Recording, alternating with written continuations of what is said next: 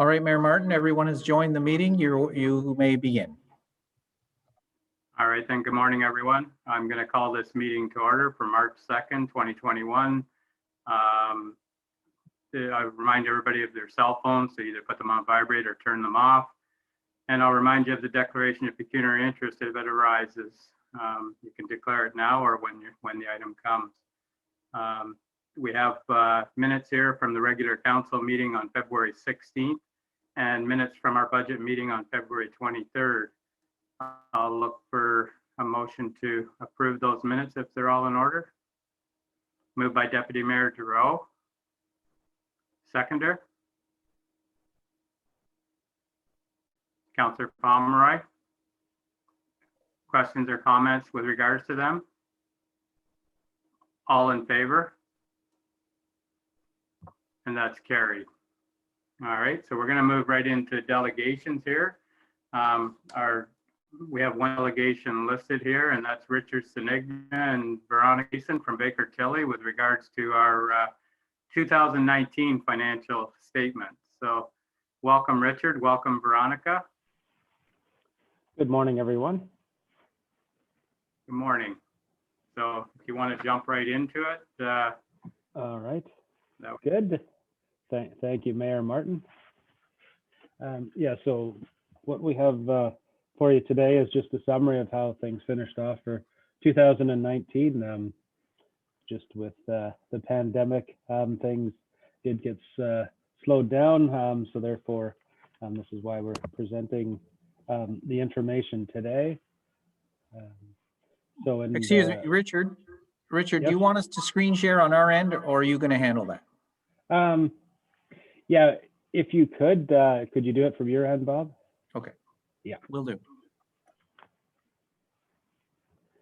So then, as part of the audit, we've developed a presentation, which we find that might show things in a little more easier to read format than the actual draft audited financial statements done up in PSAB. So this is the presentation, but the underlying basis for it is the draft audited financial statements. So myself and the audit manager, Veronica Mason, who I believe is on the Zoom meeting as well, will go through this. So yeah, so this is just the title page, just showing the comparative analysis for the municipality, and we will run through that. And so first off, I will start with the summary of the independent auditors reports. So on the next page is a summary of the independent auditors report. This is our report on the financial statements, and although it's a two-page report, we've summarized it down into what we feel to be the important paragraph that, in our opinion, the accompanying consolidated financial statements present fairly in all material respects the financial position of the township at December 31, 2019, and the results of its operations and its cash flow for the year then ended in accordance with Canadian public sector accounting standards. So that's your standard clean, unqualified auditor's report, which the municipalities always received. Now I'll just talk about a few things related to the audit. Just give you a quick highlight of some of the audit procedures we conduct. One of the ones, of course, is reviewing minutes of council, as well too doing testing, where we actually do go and look at certain information backing up the amounts within the financial statements, and a lot of that is done on testing, so and sampling, so that just to be aware that, yeah, so we don't look at every transactions within the books and records. We do that. We as well take a look at trends and analytical review, management estimates, and as well too within all that testing, we do utilize a data analytics software that does look at your information and manipulate accordingly. And I do believe I might have a question for Mr. Pomeroy. Yes, Richard. Could you turn your volume up a bit, or maybe I can turn okay. There. All right. Oh, there we are. I can hear you now. Oh, okay. All right. Okay. Good. Hopefully you caught most of what I said earlier, though. Okay. All right. Good. So yeah, so we do utilize some software doing data analytics techniques on your accounting information as well too. We also look at systems documentation and related controls. We go through your various streams and look at those and see how things are being done, and the various related backup for that as well, and the evidence to support that. And the audit is complete pending council approval of the financial statements, receipt of the signed letter of representation that has been provided, and receipt of the legal letters from your law firms that we've sent it out to. So those are outstanding as of today. Overall, there were no changes to our initial audit plan, other than, as I mentioned earlier, the pandemic, which did make the audit plan get extended and the audit work. No disagreements or difficulties with management. Excellent cooperation from your staff, and as well for all financial statements. Now there is a note on the uncertainty created by the pandemic and the impacts of COVID-19. So that's fortunately, the numbers we're looking at were not impacted by that, but moving forward they will be. And then as well too, similar to the prior year, there was one unadjusted difference for some employees vacation paid that were not accrued to the amount of $20,000, and last year it was $14,000. Just so you're aware, that was a difference that wasn't recorded, but and we didn't. That's not your policy to currently record it, so it's not a significant amount. So we're just making you aware that that was one unadjusted item we had, but we're not asking for any correction of those amounts. But other than that, the schedule of uncorrected misstatements, that was the only item on it. So next, then we will do a comparative 5-year comparative analysis for the municipality itself, looking at the various financial statement areas. And I will turn that over to Veronica Mason, who will run through the numbers with you. Veronica. Yeah, so this is your 5-year comparative in the numbers here. The 2019 is what we're really focusing on, the numbers on the left-hand side, and we do provide the other years just to give you kind of the flavor of what the trends have been in the township over the past 5 years. So this is as at December 31st, 2019. You can see that your most significant assets, financial assets anyway, are your cash and your investments. And there's been a year-over-year increase between 2018 and 2019 in the cash that's connected to the increase in your reserves at the end of the year. You also have some accounts receivable. The most significant items in your accounts receivable at the end of 2019 were your final payment that was receivable from the province for the OSIF grant for the Madison Street project, as well as always, an HST rebate that would be receivable at the end of the year.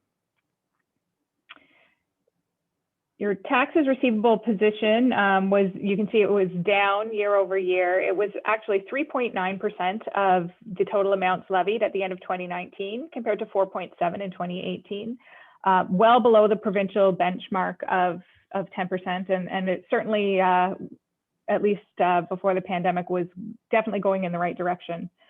And then you've got loans receivable. So that's a new item, as you can see there. That is the amount that's owed to the township by the Peterborough Housing Corporation. So you'll see when we get to the liabilities slide, the offsetting amount, which is the loan that the township owes to Infrastructure Ontario, the exact same amount. So there's no net effect. It's just that the funds are flowed from Infrastructure Ontario, or have been flowed from Infrastructure Ontario to the township, and then from the township to Peterborough Housing Corporation. And then when Peterborough Housing Corporation repays this loan receivable, the township will repay Infrastructure Ontario. And then following slide is just a graphical representation of that. So you can see your largest financial asset is the blue bar there, which is your investments. And then that brings us to financial liabilities. So as you can see, you've got the matching loan payable on the top line there, the $610,000 that's owed to Infrastructure Ontario at the end of 2019. Your other financial liabilities include accounts payable and accrued liabilities.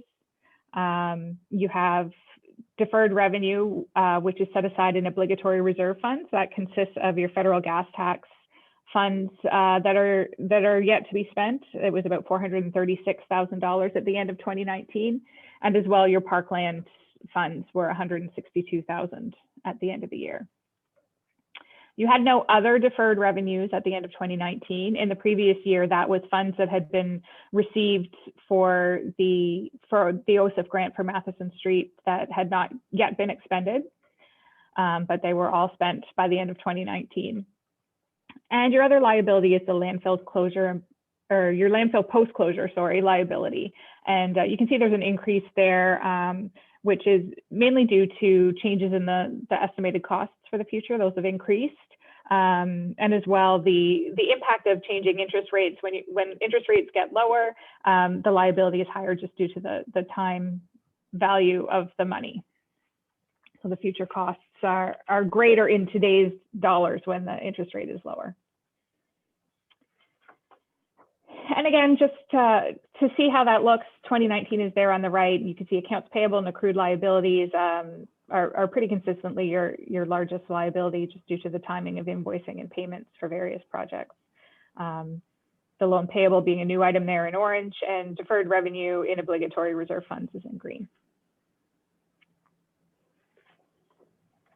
And then you also have non-financial assets.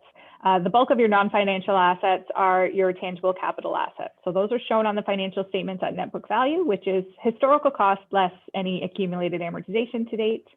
And then you also always have a little bit of prepaid expenses, just 2020 expenses that were due to be paid and paid before the end of 2019. So when you take your net financial assets, which was your financial assets from the first section, less your financial liabilities, that's about $11.5 million, and add your non-financial assets, that gives you your total accumulated surplus of $41.9 million.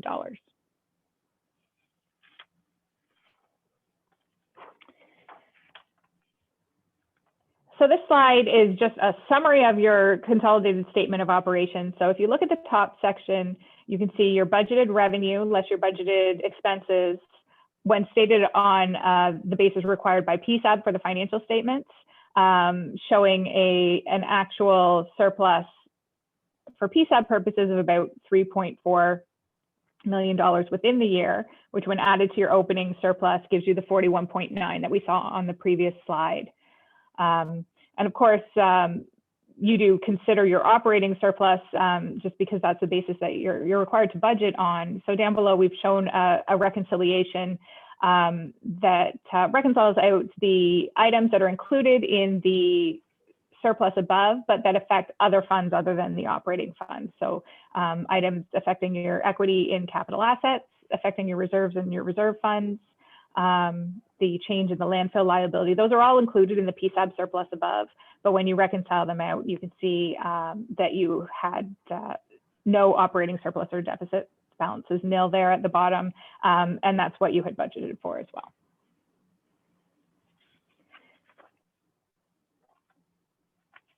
And this slide is just a comparison of your accumulated surplus and how much of that consists of your tangible capital assets. So you can see the blue bar is the net book value of tangible capital assets. The orange bar is your total accumulated surplus. So you can see that really the bulk of your accumulated surplus is invested in tangible capital assets, in common with most municipalities. You know, in your case, without having any long-term debt, you wouldn't expect to ever see the blue bar going over and above the orange bar.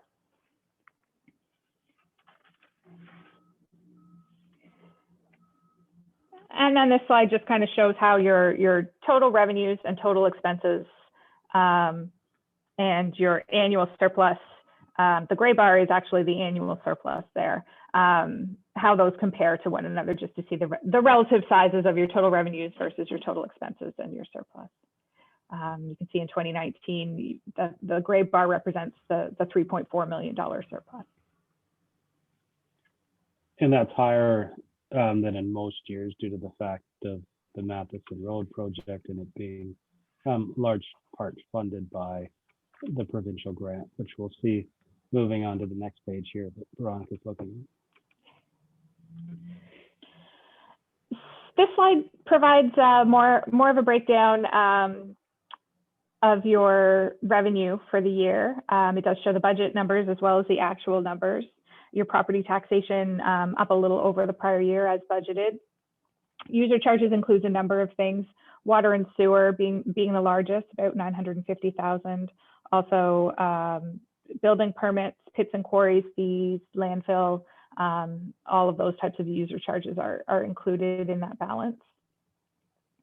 The province of Ontario grants have increased quite a bit year over year, and that's mainly due to two items. The OSIF grant for the Madison Street was about $1.8 million.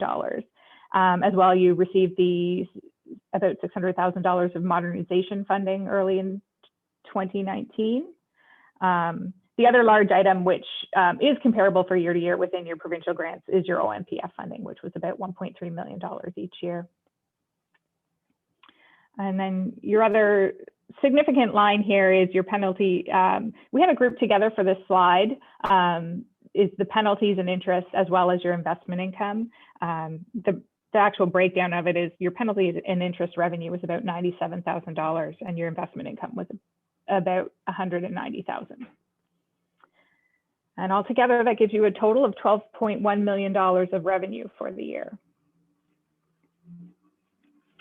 And the following slide, just to give you an idea of relatively where your revenue is coming from, property taxation was 52% of your revenue during the year. Province of Ontario was about 31%. And of course, that would vary from year to year depending on the capital projects and associated funding. So it would be a bit higher than usual this year.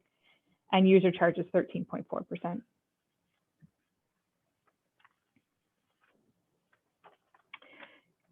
Your expenses for the year, the $8.7 million of expenses, actually tracking fairly close to budget when you look year over year. The line that really is going to stand out to you there is the environmental services line. And the differences there are mainly due to the change in the landfill closure and post-closure liability. So they're not affecting your operating fund. Between 2017 and 2018, there was actually a decrease in that liability. So the amount there, the 1.2 million that you see, before that entry would have been closer to 1.5 million, but then it was reduced because of the decrease in the liability. And then likewise, if you look at the 1.85 million this year, there was an increase from 2018 to 2019 of 178,000. So if you were to exclude that, you're at about 1.67 million on that line, which tracks really closely to the budgeted amount for this year, because of course you're not able to budget for the variations in that liability. So then overall, if you look at the budgeted expenses over the total expenses, if you take out the effect of that change in landfill, you're actually coming in just a little bit under budget for your expenses for the year. And then again, just to see the relative sizes of the expenses by function, protection services at 27%, transportation at about 23%, and environmental at about 21% are your largest expenditures in the year.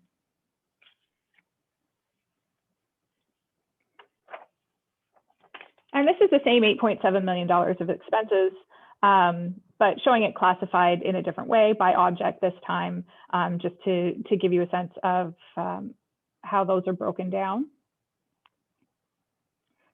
You can see there, the contracted services line is where the landfill liability changes that we spoke about.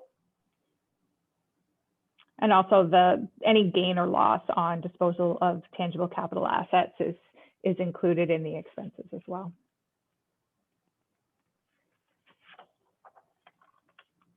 And again, just to see the relative size of the types of expenses, salaries and benefits, about 29%, materials 20%, and contracted services just under 29%.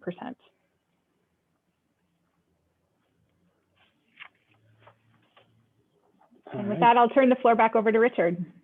Thank you, Veronica. So now we come to the accumulated surplus note. So this really tells you what's left over and what you have moving forward.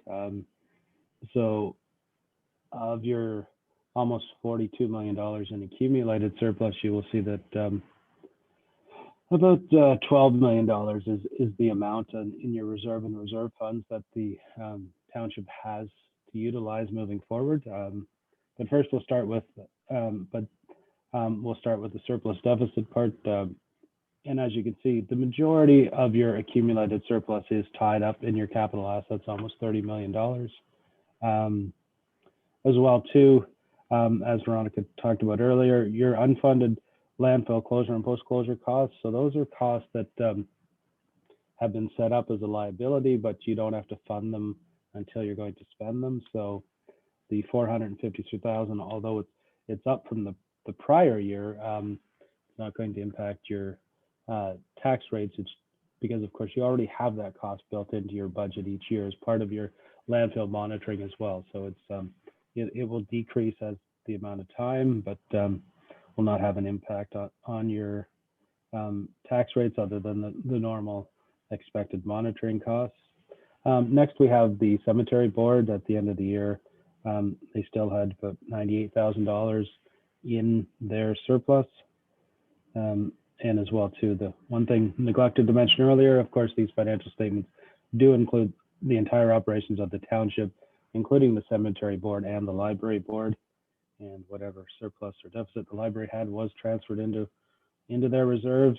So then next we come to the reserve and reserve funds. And so these are the amounts the township has moving forward. Overall, you'll see there was about a $2.7 million increase within there. Keep in mind, there's a few specific items within there that are specifically set aside. Water and sewer, the amounts there and any surpluses are all rolled into the water and sewer reserve and reserve funds. And overall, that was up by about $327,000. And that is a specifically specified amounts for a specific user group. As well, too, within the other, the modernization funding of $611,000 is in there. So that explains part of the increase in that as well.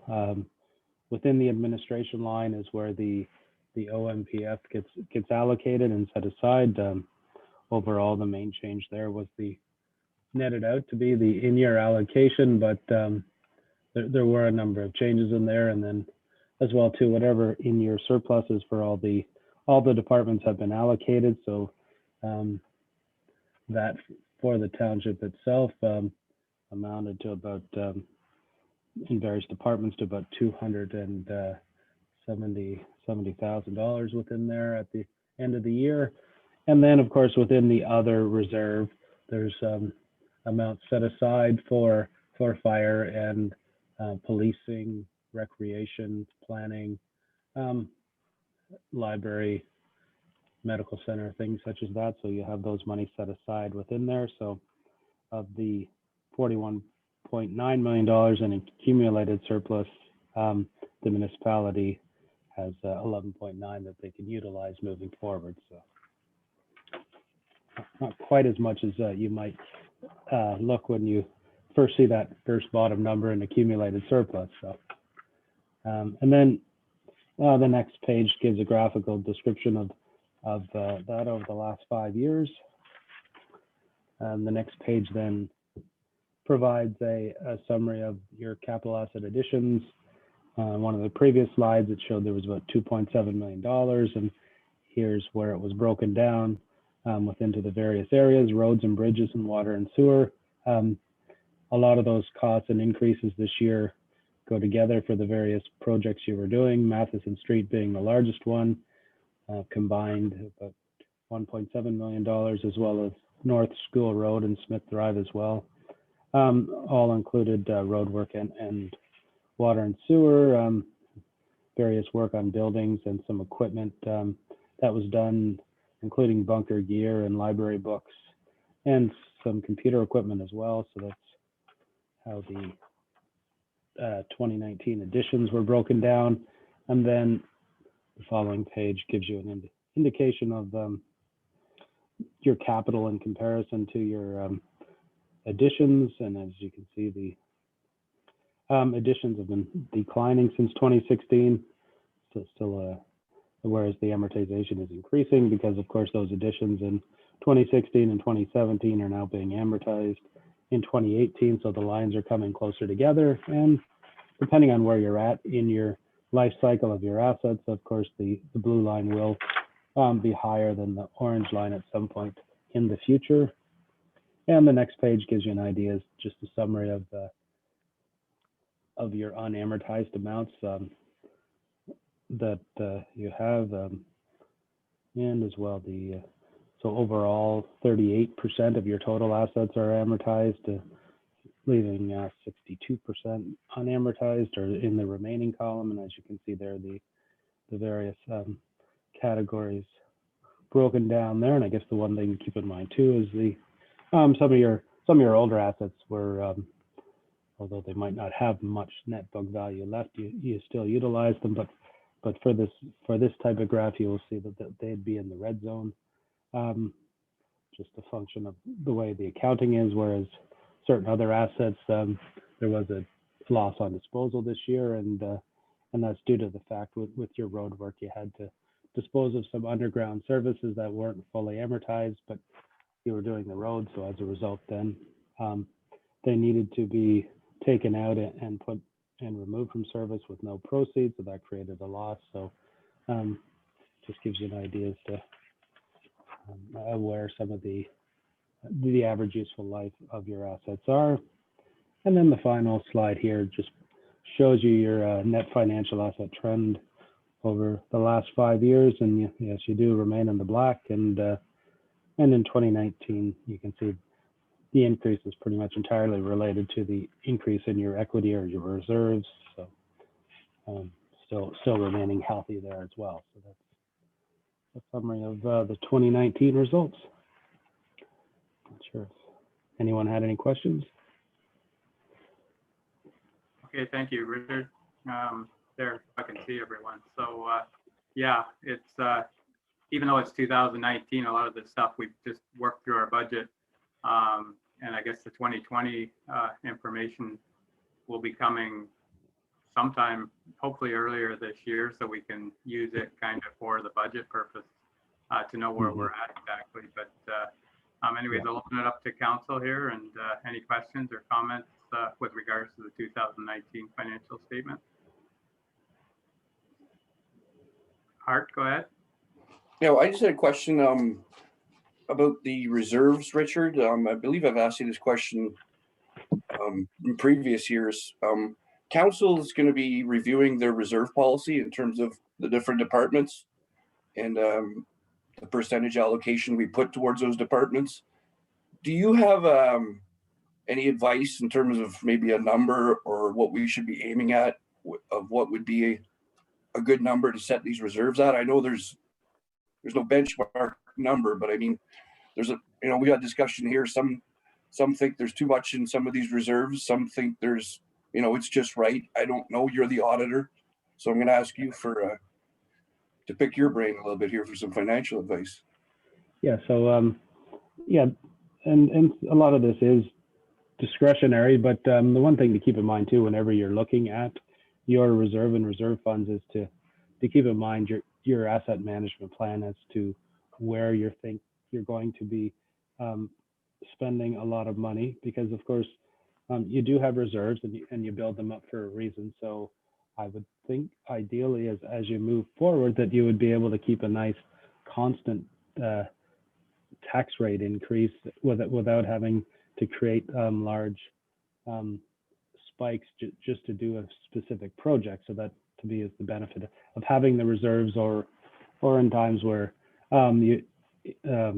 even the last year with the pandemic, you do have the ability to use the reserves to offset unforeseen costs. So I think that would be the biggest thing to do, is to compare your reserve balances and project them out over in conjunction with the asset management plan. And then if you're finding at that point, you can then see if the projected reserve balances are sufficient to meet the future capital needs, or and then maybe if there's enough there, then maybe not put as much into the reserve, or vice versa, or redirect some of the reserves. I mean, you do have a fair number of reserves, so you may need to then repurpose some of them if some of them in one areas might have enough, whereas in other areas you might need to do something. So because a lot of these are discretionary, other than the water and sewer, you normally would like to keep those specifically funded user area rates separate from the overall township amount. So and unfortunately, I don't know your your asset management plan off the top of my head, but to me, that is the biggest reason why you have these reserves, so you can either offset unforeseen amounts, or you can do that nice progression in your tax rate and still get stuff done. Well, I thank you for that explanation, Richard, because I think it pointed out some people see a lot of money in these reserves, me included sometimes, and think that well, that's just extra money. But in terms of what you said in offsetting the tax rate when different things come up or we get into crises like we're in now, I thank you for pointing that out, because I think that's a lot of things that people don't think about. So thank you very much. Thank you.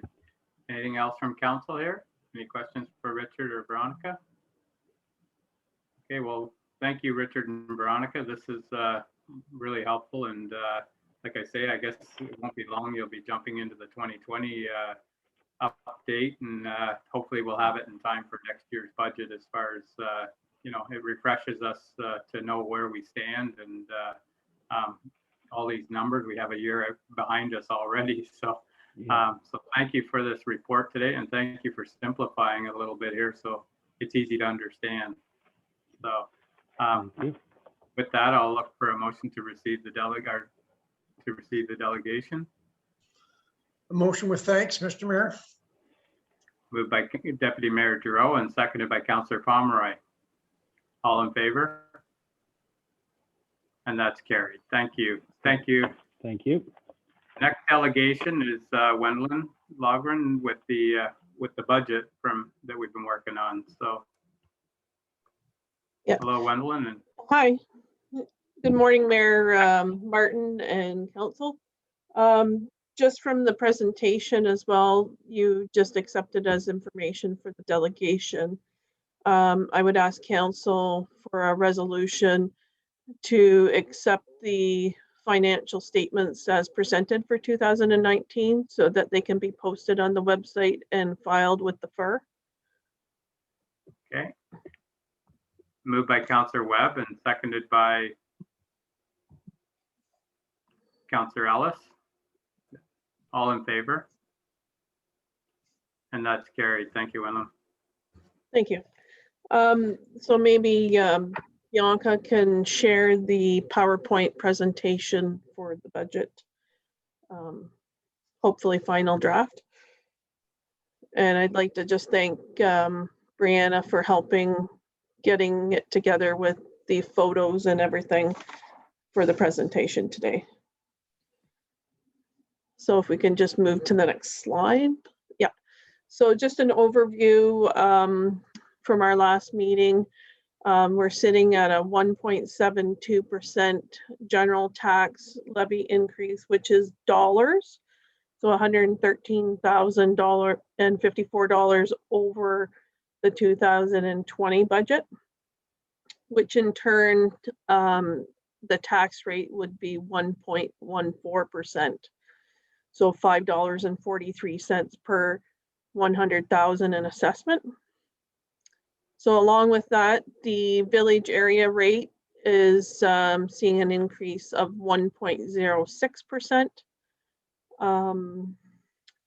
So we've looked at a lot of different things over the budget process this year to implement different processes, some different new equipment to be put in different departments to increase efficiencies that may reduce costs or increase revenues. So just to highlight the talk from the last budget meeting for the sewer and water rates. So the sewer rates weren't going to increase. So the water rates were going to increase. So we've put it still in the budget that the increase would be there, but it would be at council's discretion if they would like to fund the increase by the COVID funding from the. So that would be 75 cents a month for a residential subsidy and $1 per month for a commercial subsidy. So I'd open it up to council on what your thoughts were, if that would be what you would like to see.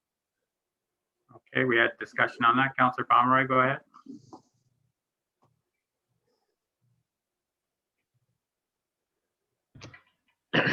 Yeah, we've already discussed this, and I think we all agreed that if we can get the COVID funding, that we would apply it to the water.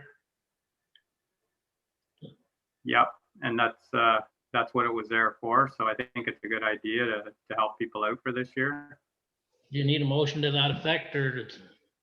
Yes. Yeah. Okay. Yeah, if you wanted to move that. Yep.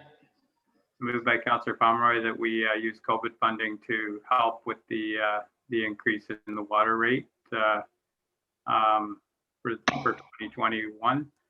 Do I have a seconder for that? I can't see Dave right now. Just a second, but I'll second, Mr. Mayor. I am here, Mr. Mayor, and I would second that motion with a question. okay. Go ahead. Seconded by Deputy Mayor Turo with a question. Go ahead. Thank you, Mr. Mayor. My question is, next year, hopefully, COVID's over, and if we don't have COVID funding, that amount will still remain on the water bill. Yes, so I've talked with staff already since the last budget meeting we had. So the way we would try to implement it is when the residents got their sewer and water bill, it would have the full amount of what the increase would be. And then it would also have a credit of the subsidy. So that if someone wasn't aware of watching the budget Zoom or watching any of the council meetings, that yes, the rate is X, but you are getting a subsidy this year only as of today. You know, would be your subsidy. So everyone would be fully informed of how it was being implemented. Through you, Mr. Mayor, thank you for that. Okay. Any other questions with regards to this? So I'll call the question. All in favor of the motion? I'm in favor. Okay, carried. Thank you. Okay, well, go ahead. Okay, yeah, so some different highlights that's happened within the township. So we increased our parkland in 2020 with the new park at the corner of George and Oak Street. So this year in the budget, there's going to be some improvements to that parkland so that the residents can enjoy that.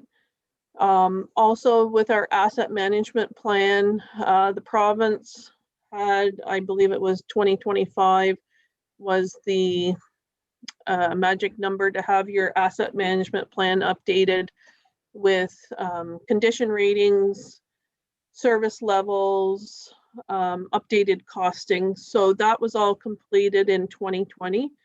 So the township is way above the curve for what the province wants for the current legislation. So we use that asset management plan within the budget process this year. And we'd be using it each year, and that is a living document. So I'm hoping to get some training this year to modify this document once we get our roads need study and different information and increased data. So council can look at that when it comes into a new document. And also we've had over the past couple of years, new facilities condition assessment and Parks and Recreation master plan. So those have been used quite a bit in the budget process to analyze our buildings and what we need to do in those buildings, as well as what the community would like to see in Parks and Recreation and different things that we could offer the residents. So some of those things have been implemented in this budget, and it also has been mirrored within the new asset management plan.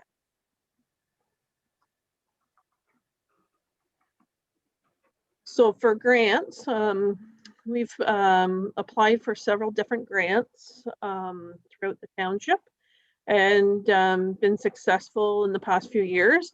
So going forward, the province has wanted townships and municipalities to be shovel ready. So we have looked at getting the Alexander and Union Street drawings done so that we would be shovel ready. We're looking at potentially putting cell 3 in the wastewater treatment plant. So we're doing the E of A there. And we're doing a study on the waste lagoon as a potential backup solution. And also we've done a lot of work with Plan Mac in the county with storm sewer upgrades within the village and Highway 7. So we've applied for a connecting link grant this year for that. So if we're successful, that'd be over a $3 million project. And also we've looked at sewer and water capacity within the village, and that would help with staff and council for future growth and infrastructure needs within the village. So this is a pie graph that breaks down. Oh, sorry. Did you want the questions? Okay, maybe we can ask them as they come up here. Just to Councillor Ellis, yep, go ahead. Stop me anytime. For you, Mr. Mayor, just because we're speaking about grants, I wanted to ask Wendell if there's any update on the grant we applied for the Madison property. No, there's a few grants that are outstanding right now. So we've applied for the ICIP grant for George Street. We've applied for the ICI grant for the arena upgrades, and also the OCI, I think it's the COVID, I forget the actual name, but we've applied for Madison Park, sorry, to do upgrades in the park. So that's still outstanding, and also the connecting link is still outstanding. So we're going to be applying shortly for the modernization grant for a service level review shortly. Thank you. So we haven't really got anything back on any of these grants, but we have a lot of them in the queue. So, Councillor Pomeroy, go ahead. Yeah, through you, Mr. Mayor, I've asked Wendell to look at, there's an OCIF grant available too, I think it's 200 million for small municipalities, and some of that is or most of it is for infrastructure. So I think we could probably get on board there with, see if we can get some more grants for projects that we want. And we have some of them, we have shovel ready. I know the ozone on the other well, we have it's shovel ready. There's a few there, but we have many projects that we could use the grants for. There's also a FCM grant for asset management too that I'll be looking into shortly. So we are applying for all the grants, and unfortunately it's not moving very quickly. That's the problem. So we'll carry on here. Yep. Okay, so this is the graph of the breakdown of the different departments and the percentages of the amount of money that's raised by taxation. So is there any questions on that? I can't see Hart, so Hart, if you, I can keep clicking back forward here, but anyways, any questions in regards to that breakdown? Go ahead, Councillor Ellis. Through you, Mr. Mayor, just a quick clarification. So on this chart, taxation breakdown, if there's a number associated with a certain department, that's what increase there was to taxation? No, so from the total taxation raised, this is the percentage from each department from that money raised. Yeah, you can't get too wrapped up in those percentages because every budget has a bigger number. So it like 1% of some budgets means a lot more than 1% of another budget. So you can't get too wrapped up in those percentages. You can see it maybe on the next slide a little bit with the numbers. So this is the numbers for all the different departments. So the total taxation raised is 6.677,190. And then that's the breakdown of all the different departments. So that's the dollar value.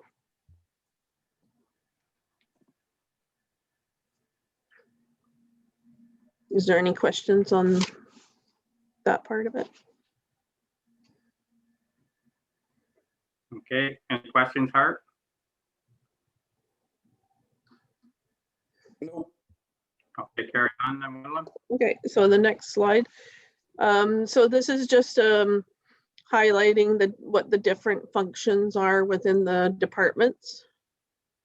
So for admin, we do council meetings, agendas, minutes, policies, bylaws. Taxation is a big one. The investments, the different grant applications, etc. Are there any questions? Okay, so next slide. No. Oh. Just carry on anyways. Okay. If somebody has a question. Well, Yeah, so just speak out if you have a question and we go along. So this is highlighting some of the different things that we're going to be doing within the admin department this year, and where those projects are funded from. So then in this department, there was a 9.94% decrease from 2020. So part of that, again, is some of the different things have moved out of admin, such as economic development, and some different items from facilities that moved over to the new facilities department. So we just go to the next slide. So animal control, it doesn't have a huge impact on the overall budget, but it was a 7.72% increase, which sounds huge, but that is really not dollar-wise a large increase. Next slide. So building and bylaw. So bylaw was added back into this department this year because we had previously a contractor who did the bylaw, and now we have a staff member that does bylaw on a part-time basis. So that's why there is an 11.01 increase, because there was some additional costs to add that bylaw person back into the department. Next slide. So this is just highlighting some of the activities that we do in building and bylaw, and shows like the number of permits issued, the fees collected, and the construction value. And then that construction value also turns into assessment dollars, which also keeps the tax rate down. Next slide. Cemetery, so it just highlights all the different cemeteries that are within the township. And there was a 0% increase within the cemetery this year. Facilities, so what we did is, this used to be called medical center, so we just expanded it to facilities and moved all the municipal buildings that are handled under the Parks and Rec manager into this, just to give council and the taxpayer a better snapshot of what the different municipal buildings we have and what it's costing. Because it's new, it looks like 179% increase. Yeah, it looks really bad, but not really, because it's shifted Yeah. from other departments. Okay, thank you. So fire department, there's a lot of different things that the fire department does. Not just fire, medical assistance. We give mutual aid to surrounding municipality, 911 numbering, and emergency management. Next slide. So this is just gives you a highlight of the number of firefighters that we have, the volunteers at the different stations. And again, this is the capital items that are for the fire department this year, and everything's coming from the fire reserve.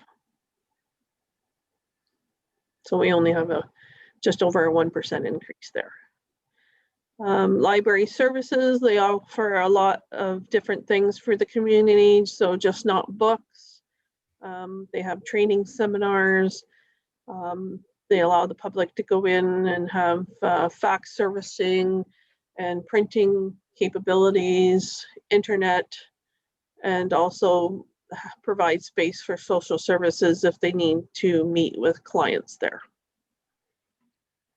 Next slide. Yeah. So these are the different, the 3 different library locations that we have. And they've shown a decrease in the library because some of the building components from the library have been moved to that facilities department. Parks and Recreation, a lot going on here. So we have the arena, the different parks that we have. They maintain and inspect the equipment, do all the grass cutting, maintain the boat launches, picnic area, and they also do all the facility repairs through all the buildings from this department.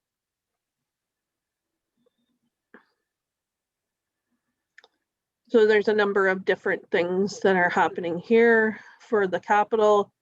One of the major ones is to start getting shovel-ready projects from the Parks and Recreation Master Plan Study. So to do those different things to be ready for any grant opportunities that may come along. So this is another merged department. So economic development moved from admin to the planning department. And there's a lot of different things that go on, zoning, mapping, different appeal processes. Next slide. So police. So we have the RIDE program again within the township. We were successful on that grant. So that's part of what they provide. And they also do special events within the township if hopefully if with the COVID, the Jamboree can go on this year. So next slide. Roads. So that's a picture of our new tandem that just came in. Doesn't even have the stickers on it yet. So just gives council a picture of the different things that are happening there. there's a multitude of things: stormwater, catch basins, bridge and culverts, grading. We'll be getting the new roads needs study shortly to be updated. Okay, next slide. So there's the long list of the different things that are going to be happening within the roads department this year. And where all the different, from OMPF or reserve or federal gas tax, where it's coming from. Oh, Larry's got a question. Through you, Mr. Mayor, the Township sidewalk plow hopper. Yep. Was that not to come from reserve? Oh, sorry. Yes, that is a misprint. It is coming from the reserve. Thank you. Yep.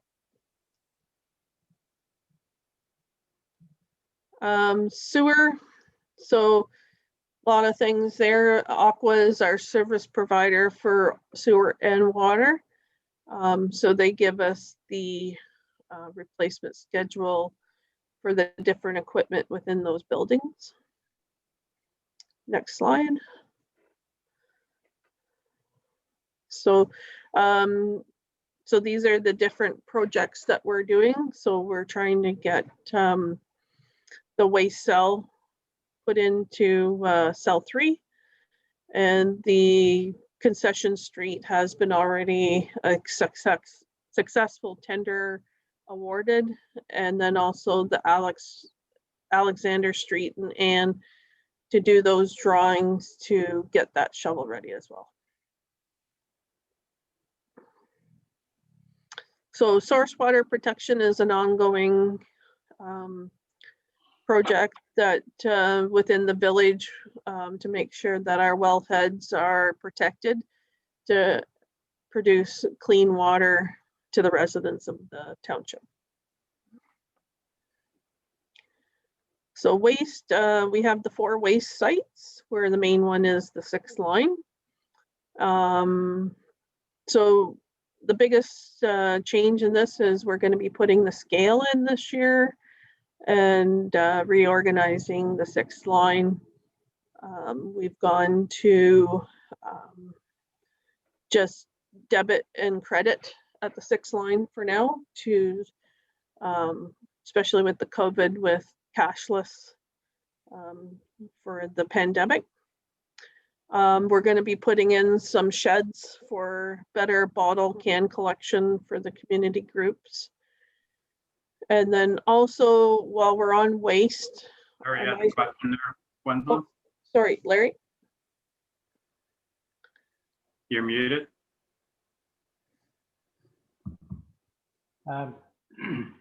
With the change at the 6th line with debit credit. Yep. Has that been in place long enough to see a difference between debit credit and cash flow? So actually it's just been, and Peter can correct me if I'm wrong, I believe it's just been, it was advertised and it's supposed to be implemented as of March the 1st. So now it's strictly debit or credit, and they have put signage up to advise the ratepayers of that. But if they still must pay with cash, they can go to East End Market or Foodland to buy their tags. Okay, yes. Yep.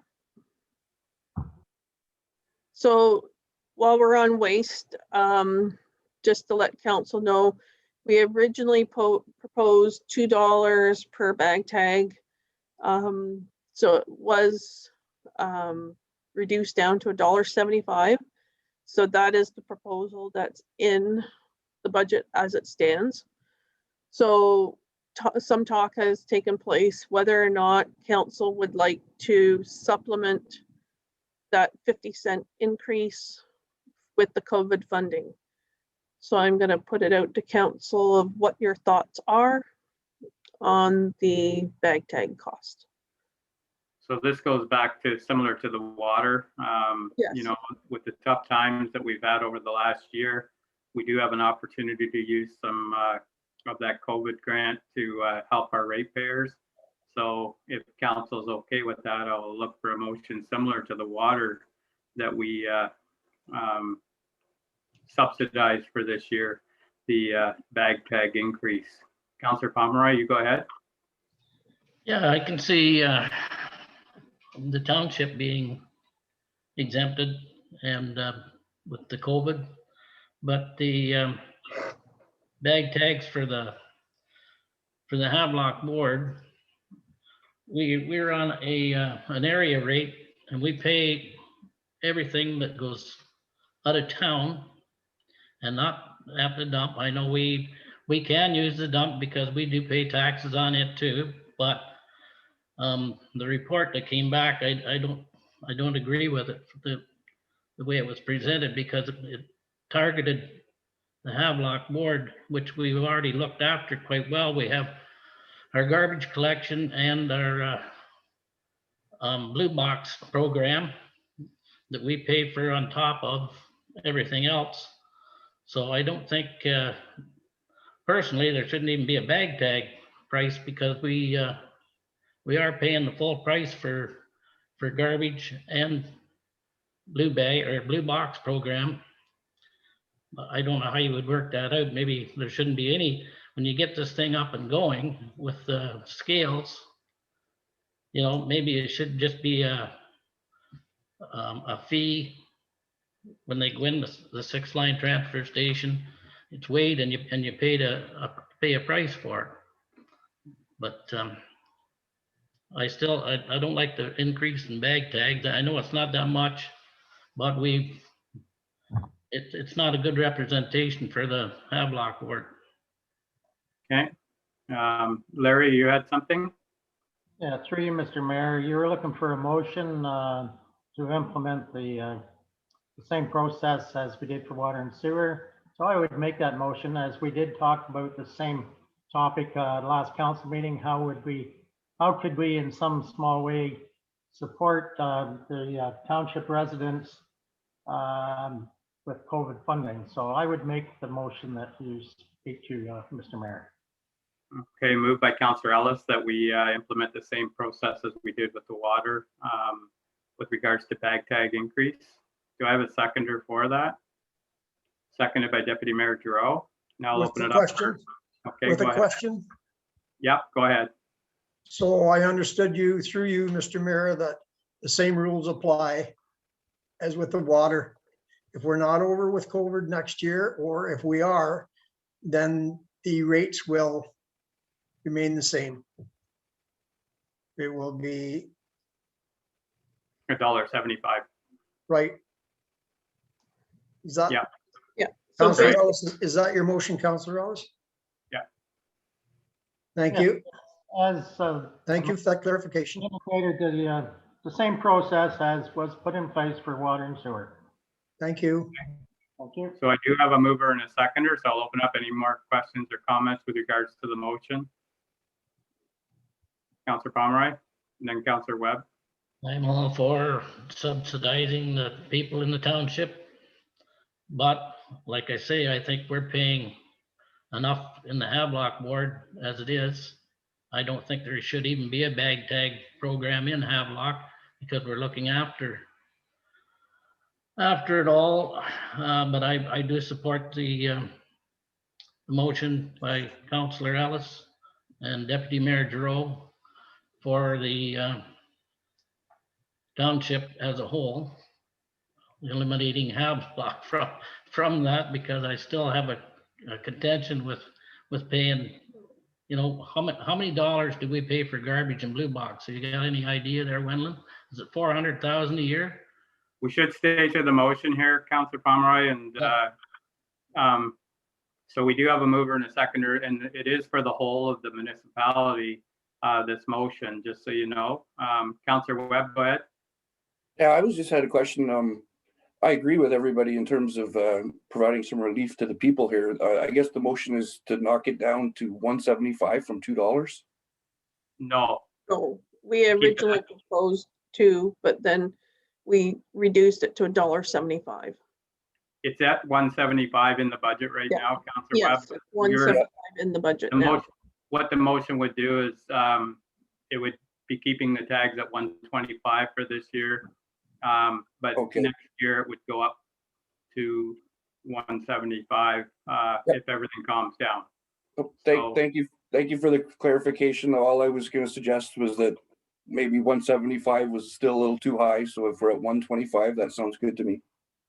So, yeah, and anything different than this, it's already kind of worked into the budget. So for next year, it's something that we can discuss. When the scale comes in, there might be other alternatives. So right now it would go up next year, but things can change between now and next budget. So I have a motion I wanna say to, something. Excuse me, Mayor Martin? yep, If I just can, for council, just clarify. So the price for bag tags is going up to $1.75. And we're using COVID funding to subsidize 50 cents of that. So the actual price will be $1.25 for the residents. That's what they will pay, but it's subsidized to the amount of 50 cents. So the price is $1.75 this year, subsidized at the rate of 50 cents. Next year, it'll be $1.75 without subsidy if we're finished with COVID. that's right. And to give you an example, if we spent, I think it was $95,000 came in on tags last year. So it can give you a little bit of a number there that the 50 cents per tag on that 95,000 roughly is where we're looking for COVID relief. So hopefully that explains it all. Is everybody okay with, clear with that? All right, so I'm going to call the question. All in favor of subsidizing the tags for 2021? And I can't see Councillor Ellis, but it was carried. Okay, Thank you. In favor, Mr. Mayor. Thank you. thank you. Okay, so next slide. So that shows what we discussed with the scales and 2 new bins at 6th line. Next slide.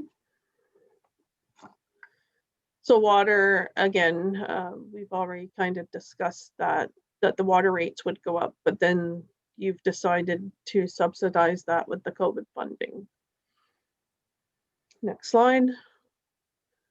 So these are the different things that are going on within the water department for some of the capital items from Aqua. Next slide. So this is just, again, summary. The dollars raised is $6,677,190. Tax levy increase is 1.72%. The tax rate increase is 1.14. And the increase per $100,000 of assessment is $5.43. Next slide. So for the village, this is the breakdown of the village board for the special area rate. So $142,312 is collected with an increase of 1.06%.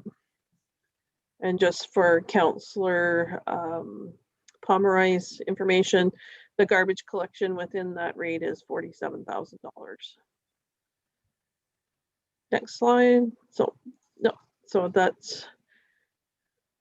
if there's any other questions, there is a bylaw later in the meeting with the tax rates proposed with this budget as it stands. Okay, thank you, Wenlin. And this is a good document to kind of give you a highlight of what we were discussing over the past several weeks. It's I think it's a budget that kind of goes with the times. There's not a lot of stuff in it, but there's quite a bit of new things that we're going to try and do this year. But we were keeping in mind that a lot of ratepayers have had a challenging year as well. Well, most of us have, and hopefully this will help make it a little easier. But it does keep us moving forward, I think. And there's some things in there that I think, like Councillor Webb said, with regards to our reserves and all the other things that we're going to be looking at between now and our next budget, hopefully we'll have a better idea of, what we can do, and maybe we can, some of these things that are in this budget, we can look at our, some of the grants and some of the funding that we've received last year and maybe apply it to some of these projects this year if they're shovel ready. So I think it's a good thing. I'll open it up to council, and I don't know what your thoughts are. We can do the bylaw later in the meeting as it's listed, or we can look at the bylaw right now with regards to the budget. So what's your thoughts there first? Does anybody want to bring the bylaw forward? Councillor Pomeroy, go ahead. Yeah, through you, Mr. Mayor. I'll make a motion that we approve the budget as presented. Okay, well, I'll bring if we can bring the bylaw forward, we could pass the bylaw that's there. Is that what you would like, Wenlin? So you'll need to pass the budget, like as. Okay, okay, all And right. then the bylaw would be separate for the tax rates. Okay, thank you. So moved by Councillor Pomeroy that we pass we approve the budget as presented. Do I have a seconder? I will second that motion, Mr. Mayor. Seconded by Deputy Mayor Giroux. All in favor? That's carried. So we can leave the bylaw till the end of the meeting and do it then. Okay, Thank great, thank you. Okay. Thank you. When I suggest that document at the end, once the bylaw is passed, might be a good thing to share on our webpage and social media. So it's a good sheet to look back on to see where we're moving this year. So Yeah, so we'll okay. put that on. Thank you. All right. So with that, we're going to move into staff reports for information. There's quite a slew of them here. So I'll ask, does anybody want to pull anything out of there that that they need to talk about? I can go through them individually, but Councillor Pomeroy, go ahead. Yeah, through you, Mr. Mayor, to Ray. I'd just like to know how our new half ton's coming along. What do we need to get it on the road? Can you hear me there? Sorry. Yep. Can you hear me? It's basically, it's on the road besides putting all the medical stuff and all the stuff out of the Ford into it, all my equipment. So you're using it now? I haven't got the stuff into it yet, no. Okay. Councillor Pomeroy, did that answer your question? Well, it answers my question because I just wanted to know why it wasn't on the road yet. It'll be 7 months old on the 12th of this month. We didn't get it till whatever it was, September. 12th of August. Okay. We'll, okay, is there any other questions? Wenlin, go ahead. So I'd ask council to pull number 3 for the 2020 council remuneration. There has to be some amendments done to that. There's been some credits come forward, and I'll bring that back to the next council meeting. Okay, could I get a motion that we pull number 3 from this agenda and we bring it back? Moved by Councillor Webb. Seconder to that. Second the motion, Mr. Mayor. Seconded by Councillor Ellis. Any questions or comments with regards to that? All in favor? And that's carried. Okay, is there anything else in there? We went to, well, we're down to number 3 here. Is there any other questions with regards to any of those reports? Councillor Pomeroy? Yes, there is a discrepancy there. I thought it was corrected. I got an email yesterday saying that it had been corrected. Costs under my name. Yeah. Yeah. So that whole report has been pulled. So we're gonna straighten it out. There's a lot of numbers in there that are wrong, so. Well, I don't know why, but it always seems that I'm the one that gets charged with, but anyway, Wendell has it all figured out and corrected, and I just thought that anyone looking on from the outside, it's not very impressive looking. Yeah, so we're going to deal with it for the next meeting and bring back the proper report. Deputy Mayor Giroux, go ahead. Through you, Mr. Mayor, I'm trying to find it on my other computer. Through you to Wendland. Was there a report, a staff report on North School Road? I can't find it. Was that in staff reports for information only? I didn't have a report on North School Road. All right, thank you. Okay. Thank you, Mr. Mayor. Okay. All right. So we have the staff reports for information. If there's no other questions with regards to any of them, I'd look for a motion to receive them. Moved by Councillor Webb. Seconder. Deputy Mayor Giroux. If there's no other questions or comments, all in favor? And that's carried. Thank you. Next, we're going to move into staff reports with follow-up action. And the first on the list is Josh Story with regards to the request to remove the ice at Havelock Arena. Welcome, Josh. Good morning. Morning. So as you know, we've recently canceled all of our ice rentals with the recommendations from Peterborough Public Health. And I'm here today to answer any questions and seek direction regarding the remaining 3 weeks of arena operation. Okay. All right, then I'll open it up to council. We have a report to go ahead, Councillor Webb. I've just had a few calls on this, so I guess I'll let Josh do the explaining. Why exactly was the rink closed? The arena, we received a letter. I received it on the 18th. It was sent out on the 16th, and it was guidelines from Peterborough Public Health to not let anybody in from outside of Peterborough County. And if you are to come in, you were to have, you would to be a league or a business or an organization with insurance. We would, and if we had an approved safety plan, you also need an approved safety plan. And then it was also recommended that we cancel those rentals. From the health unit? From Peterborough Public Health, yes. Do we have a copy of that letter? Yes, we do. Okay, can we get a copy of that then? Absolutely. I'm just wondering because there's numerous other arenas open in the area. So I'm getting questions from, our constituents as to why our rink can't be open, but say Norwood or other places can. So with Norwood, they have minor hockey as being an organization to keep them going. Unfortunately, we do not. So we're looking at 3 hours that we have booked per week that we are allowed to rent to people that we have booked already. And that's all we're looking at. So we're not renting it to them. We're not renting to them because we've been advised to cancel them. From the health unit. So that's the thing. If you could send that letter out, Josh, and the safety plan that needs to be done, that was another thing that I've heard from other rinks, that it's a pretty in-depth safety plan you have to come up with.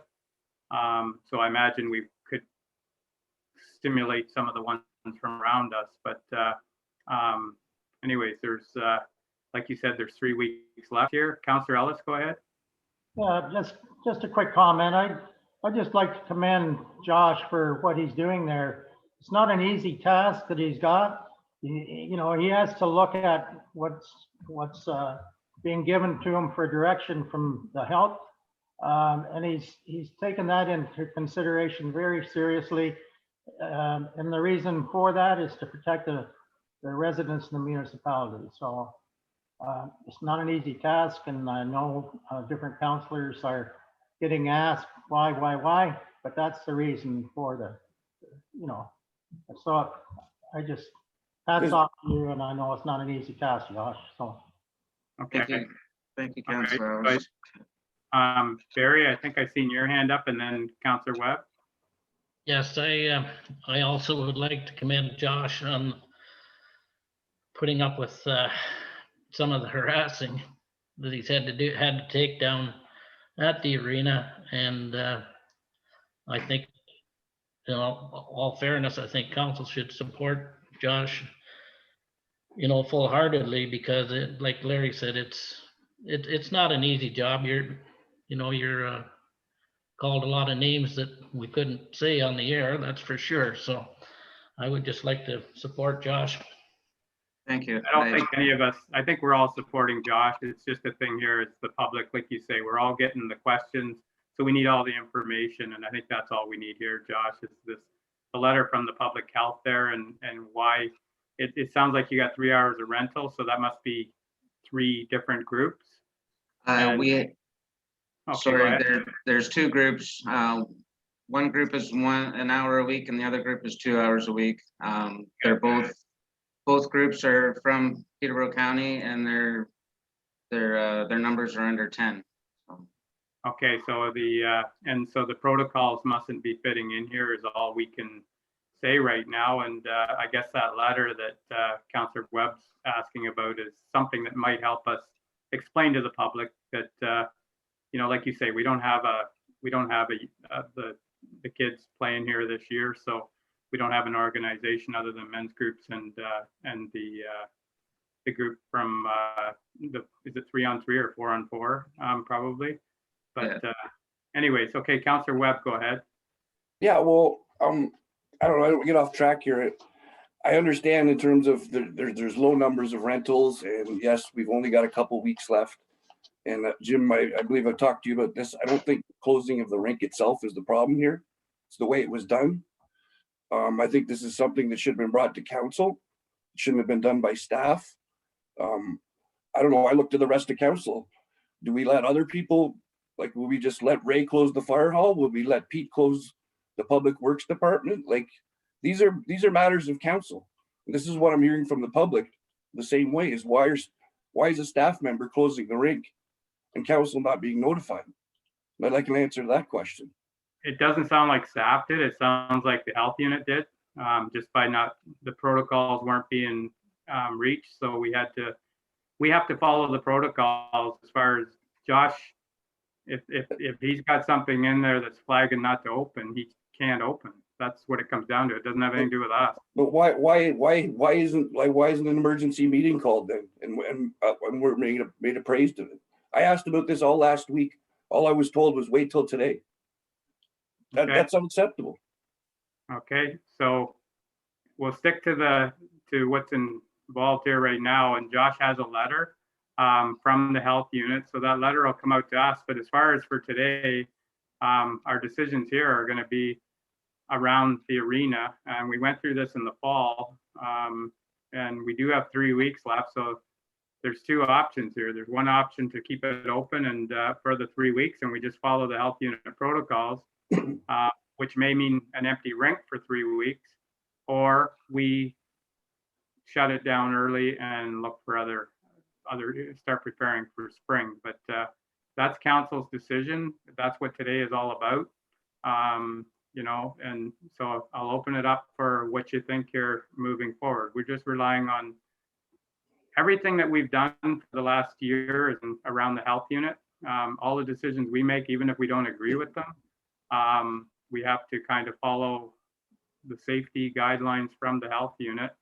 And they put a letter out, and like you say, it works for some, but it won't work for everyone. And I think that's what's happened here is without having the organized sports, as far as our league that's usually here, we're limited on the numbers that we have. And so I think we don't have to close the rink today. We can wait and see that letter that Josh has, or I'll open it up. I'll get a stat. Bob, you can speak to it, and then Larry had his hand up. Yes, through you, Mayor Martin. Just a couple things. First of all, there is a letter in our in correspondence on today's agenda from Peterborough Public Health, which does speak to this matter. The first bullet point reading, restricting the use and rental of municipal facilities to only those residing within the geographic area served by PPH. But all So those the rentals there. All those rentals are from Havelock. Excuse me if I may finish. The letter is The letter is there in the agenda package, and it does speak to this issue. With respect to notifying council, if I may, through you, Mayor Martin, to my friend Councillor Webb, staff is not trying to be irresponsible here. We are following directions. These things happen quickly. There were rentals involved. There wasn't time to have a special council meeting and call everybody and say, can we do this? This came up suddenly. Staff using their best judgment for the safety of the community. We're here discussing it with council today, which is the normal process. So I hope council can appreciate that we're looking out for the best interests of the community and for council. We're not here trying to overstep our bounds. We're here trying to do the best job we can. And if I can just also commend Josh and our operations manager in the Parks and Rec department for taking on this responsibility. It hasn't been easy. He's had lots of pushback, but I think he's doing the right thing. Okay. So Councillor Ellis, go ahead. Yeah, well, without carrying this on any further, like it's clear what we need to do here. What's been done, it might have been communicated a little quicker. I'm satisfied with how it was communicated, and our managers are trying to do their best to deal with a serious situation. So I'm in favor of leaving the things the way it is. It's closed. And my next question would be to Josh, when would you be taking the ice out, getting prepared for spring, get a jump on the spring? So taking the direction of the result from the meeting today, that would be effective immediately. And going off our Simcoe mechanic, whenever he can come, I'm sure it would be tomorrow at the latest. I'm just thinking we can take advantage here, getting ready for spring. We're not disadvantaging any hockey club from Havelock. And we're being smart by listening to the health unit and protecting our citizens of HBN. So that's my. Josh, so are we to understand that the rentals that we have at people from outside of Peterborough County, and that's why it doesn't fit into the plan? That's right, Mayor Martin. All of our men's groups are made up of a mix of people at a county, and they just don't have the numbers to come. Like, for instance, we have 2 groups out of Northumberland County. So none of them guys can come.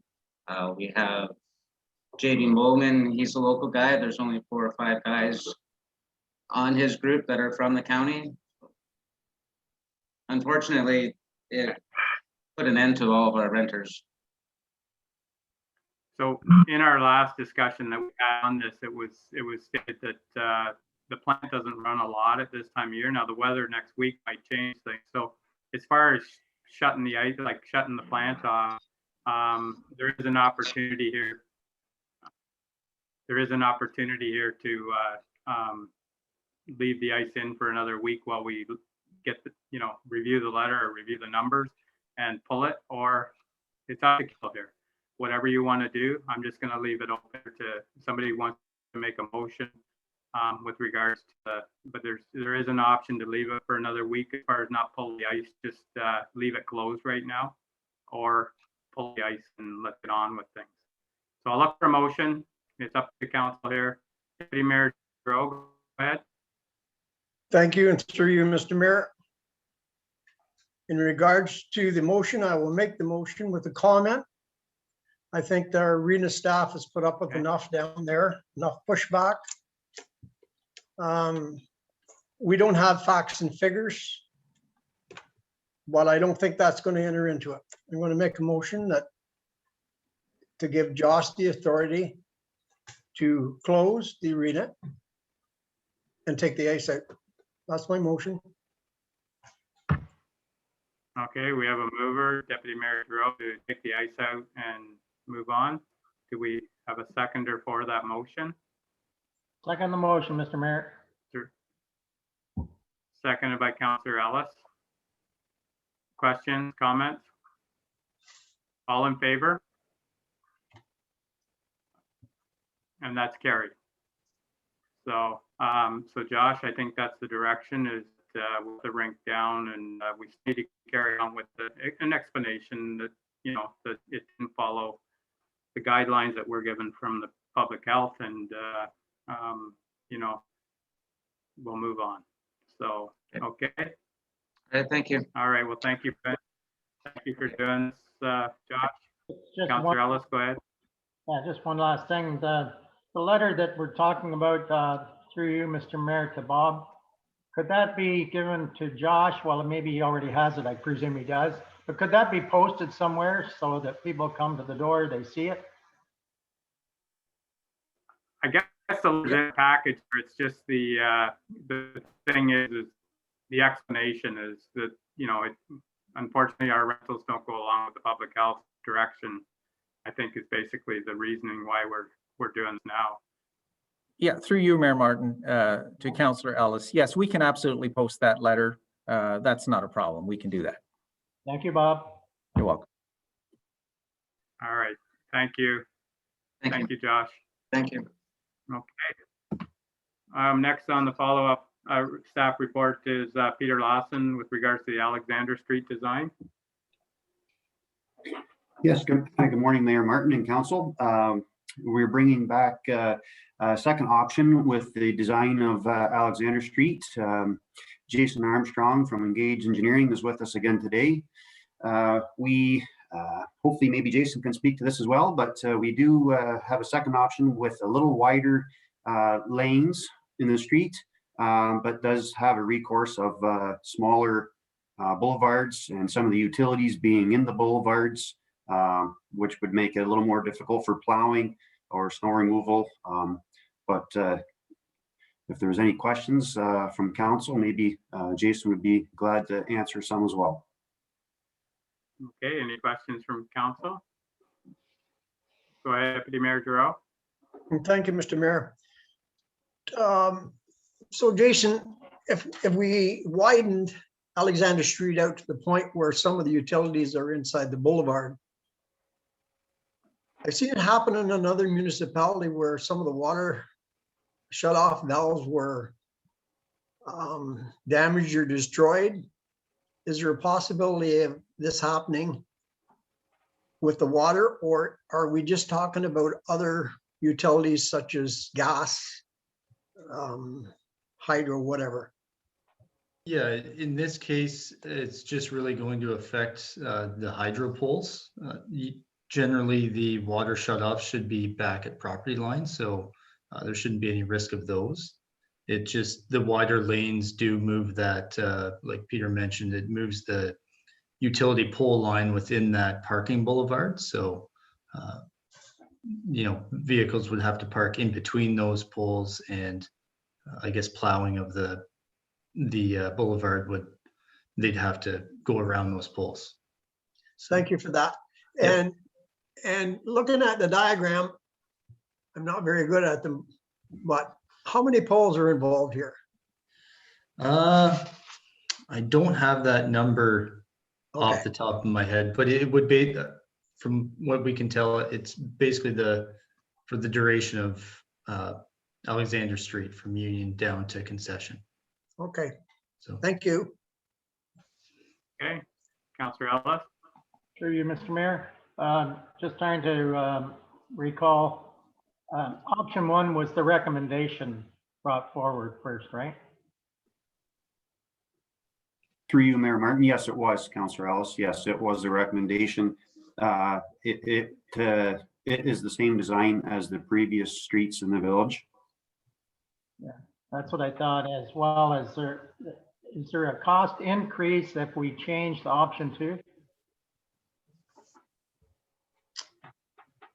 yeah, there would be a slight increase in asphalt costs to widen the lanes. Yeah. Okay, Councillor Pomeroy, go ahead. Yeah, well, looking at what we've done with the rest of the streets in town, like King, Matheson, Donald, McLean, they're very narrow.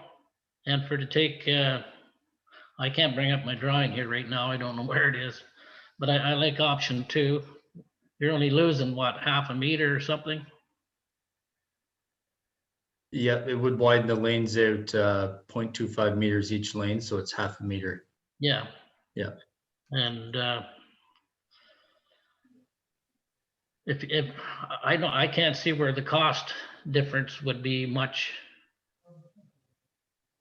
different when I look at that. You either put it in as a boulevard or you widen it out to a driving lane. And most of our driving lanes on the new street are very, very narrow. And you can really tell that this year with the snow on the edges. I just prefer option 2. I don't like to carry on if you got a chance to fix something right, rather than go ahead with what we've done and see that it really isn't working all that well. So if somebody would like to make a motion on either option 1 or 2, we can move on, but Councillor Pomeroy, you're making the motion. I'll make a motion we go with option 2, Mr. Mayor. Okay, I'll see if we have a seconder for that. Just to get it on the floor, is there a seconder? Okay, I'm not seeing one. So I'll open it back up to council here with regards to looking at the options here. Deputy Mayor Giroux. Through you, Mr. Mayor, I have a question to either perhaps Bob or Peter. Have we had a significant number of complaints from the residents that live on the streets that we have already completed in regards to the narrowness of the street? Through you, Mayor Martin, to answer Deputy Mayor Giroux's question. I have not received any this year. Last year, we did receive a few complaints about the snow storage that was on the boulevards. That could be just the difference in weather and snow amounts, but I have not received any complaints as of this year. So if I might, thank you, Peter, for that. If I might, I would ask our CAO if we've had any similar complaints to the narrowness for traffic reasons, for movement of traffic. Now, through you, Mayor Martin, I have not received any complaints at the municipal office regarding this matter. And if we had, I certainly would have shared those with council. Well, I appreciate that. Thank you very much for your candidness. Yeah, I think a lot of it was around snow last year, but there is, they are narrow. There's no getting away from it, and I think in general discussion, we've all heard it probably somewhere or other, but as far as changing the design, that's up to council here. So, so I'll be looking for a motion here on a recommendation. So, Councillor Pomeroy. It's the same amount of property is going to be utilized, and a couple of telephone poles or 3 or 4 down that street. If you got to park between them, they do it now. So all I'm saying is it should, don't make the same mistake twice. So we've had good discussion here. So I'm just, somebody's got to make a motion here which way we go. Two options here, and the recommend would be that we approve the design. So what's your thoughts here? Or Councillor Ellis? Just one last, if I could, through you, Mr. Mayor, one last question to Pete. There was some other issues regarding widening the road. I believe it came to around not only the hydro poles, but snow removal, sidewalk snow removal, or what was it? Could I get some clarity there? Through you, Mayor Martin, to Councillor Ellis, I believe it was Jason that brought this to my attention as well. It was the actual total width of the road allowance in the streets of Havelock are only 15.09 meters. Normally, they're at 20 meters, if I'm not mistaken. Is that correct, Jason? Yeah, that's correct. So these are a narrower right away, so there's a little less space to work with. Hence the you don't have as much snow storage opportunity.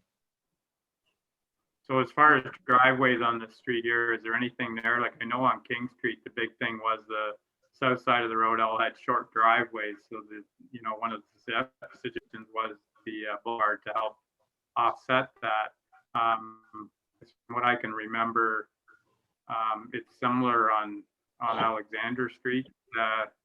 You know, both sides are similar, but so that doesn't really come into it. But Yeah, if I could just finish there with Pete, I guess maybe what I was thinking was the comments from Deputy Mayor Giroux. Was that a reason also to go with option 1 or 2 rather, sorry.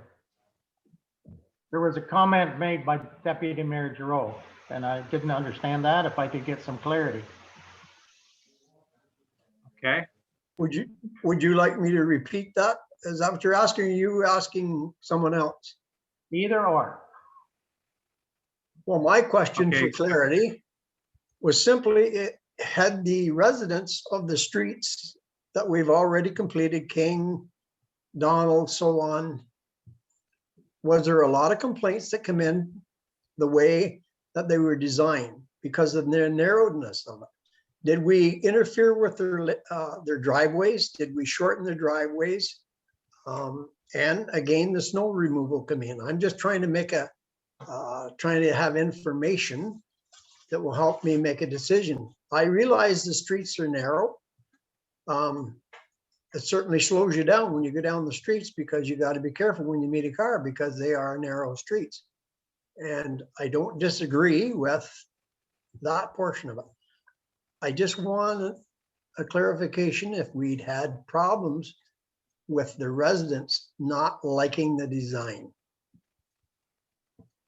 And if I could continue just for a minute, I believe it had a comment, Deputy Mayor Giroux, about water turnoffs or that was one of your first comments. My comment was in our neighbor to the west of us, I witnessed a narrow street being plowed on the sidewalk, but as it went down, it was clipping off water shutoff valves in the winter. And I didn't want to get into that here. That was one of my questions. I think Jason answered that question by saying, no, the water shutoffs will not be in the boulevard. They should be on the property line behind that. So he answered my question, that shouldn't interfere. The only thing that would interfere with Peter, our manager of the roads, works department, would be the poles. They'd have to work around the poles. And Councillor Pomeroy stated the fact that we're using the same space. We're just going to widen the road out a little bit. Thank you. Thank you, Dave. okay. So one more comment there, Councillor Pomeroy, and then we'll look for a motion. Yeah, and Alexander Street is wider, no doubt about it, and it is a level street. It's not one that's on a side hill that they've got, that we're going to have a problem with the water running off to the side, or it's a corrective measure that can be done simply. Okay. All right, so we need some sort of a recommendation here. If somebody wants to make it, we did try the option 2 and with Thunder. I'll ask council, we had a good discussion. What would you like to see? Councillor Pomeroy? I'd like to see option 2. That's what I say. I'd sooner rectify some of our problems. And there is people that complain about the narrow streets, but do they complain to the township? No, they complain to the councillors. You know what people are like? They'll chew your ear off, but they won't go to the source to hear the problem. So I don't know if the discussion has changed in my mind. So we did have that motion, and I did get a seconder, Councillor Pomeroy. But Okay. there is that. Can that come back out again as a try it again after discussion? Deputy Mayor Giroux? You're muted there. Mr. Mayor, I'm not sure how many times spoken to this issue, but if I have one more, I would ask one more question. Okay, go ahead and then we'll, To Jason or Peter, at the present time on Alexander Street, how many meters will it narrow the road from what it is today? I can answer that if you'd like, Peter. Sure. Yep. So the existing lane widths that are on the survey are 3.2 meters wide. So option 1 would be narrowing each lane by 0.2 of a meter. And option 2 would be increasing that by 0.05 of a meter. So, I'm not sure that answered what they are today. so 3.2 meters wide. 3.2, okay. Yeah.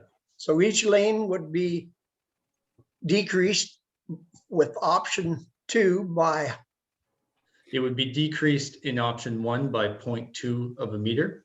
yeah, And increased in option 2 by 0.05 meters. all so right. what's that, 18 inches or? Yeah, 0.2 is 8 inches, 0.05 is 2 inches. So it's, Okay. existing Not a lanes lot are of right in the difference. middle. There's Yeah. not a lot of difference here. I don't think anybody's gonna notice the difference here, but anyways. Councillor Ellis, Well, I'm going to make a motion through you, Mr. Mayor, that we go with option 1. When we're talking just a few inches, the benefits of doing option 1 outweigh the other concerns to my knowledge. And so I would make a motion that we go with what was recommended by the engineering staff and our road superintendent, Mr. Peter Lawson, for option 1. so it's moved by Councillor Ellis that we go with the previously presented option to council. Is there a seconder for that? You have a seconder. Okay, seconded by Deputy Mayor Giroux. All in favor of the motion? So, yeah. All right, that's carried. Thank you. Thank you. Thank you, guys. Thank you. So we'll move on to the next report, and it's Laura Stone with regards to an update for proposed right-of-way. Hello, Laura. Good morning, Council. I'm bringing this back to Council from last regular meeting of Council. This is for the consent application B70-20. When I finish up with this and when Council makes a decision, I fill out a municipal appraisal form that goes to the County of Peterborough for their land division. And that is administered by Ms. Ann Hamilton. So I did that with this consent with the decision that council had based on the recommendations and conditions. And it was turned back to me that the third condition, that a portion of the unopened municipal road allowance adjacent to the proposed right-of-way be stopped up and closed to provide access to the landlocked parcel to the rear, is inappropriate. So we need to just make a motion that we can remove that condition and I can proceed with the municipal appraisal form. So I'll just kind of give a really general overview of why it's inappropriate. It would be as though Mr. Mayor Martin was my neighbor and I was doing some planning on my property, but as a condition, he would have to spend money. It's just not appropriate. It's not taking place on that property, and it really has no impact on whether or not the right-of-way can be created.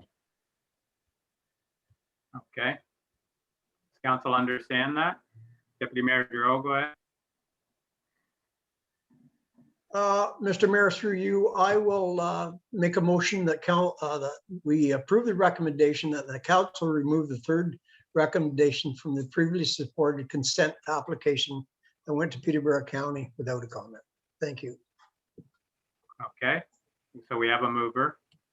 Is there a seconder for that? Second the motion, Mr. Mayor.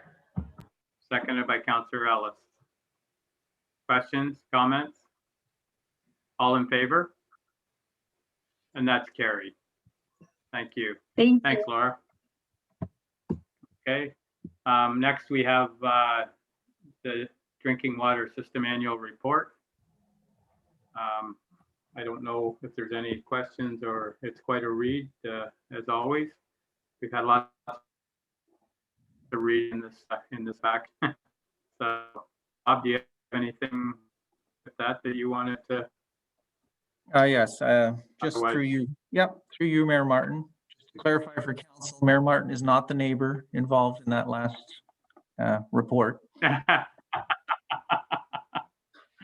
And through you, Mayor Martin, I'm presenting today the annual report, the 2020 Havelock Drinking Water System Annual Report, as prepared by the Ontario Clean Water Agency, as per provincial legislation.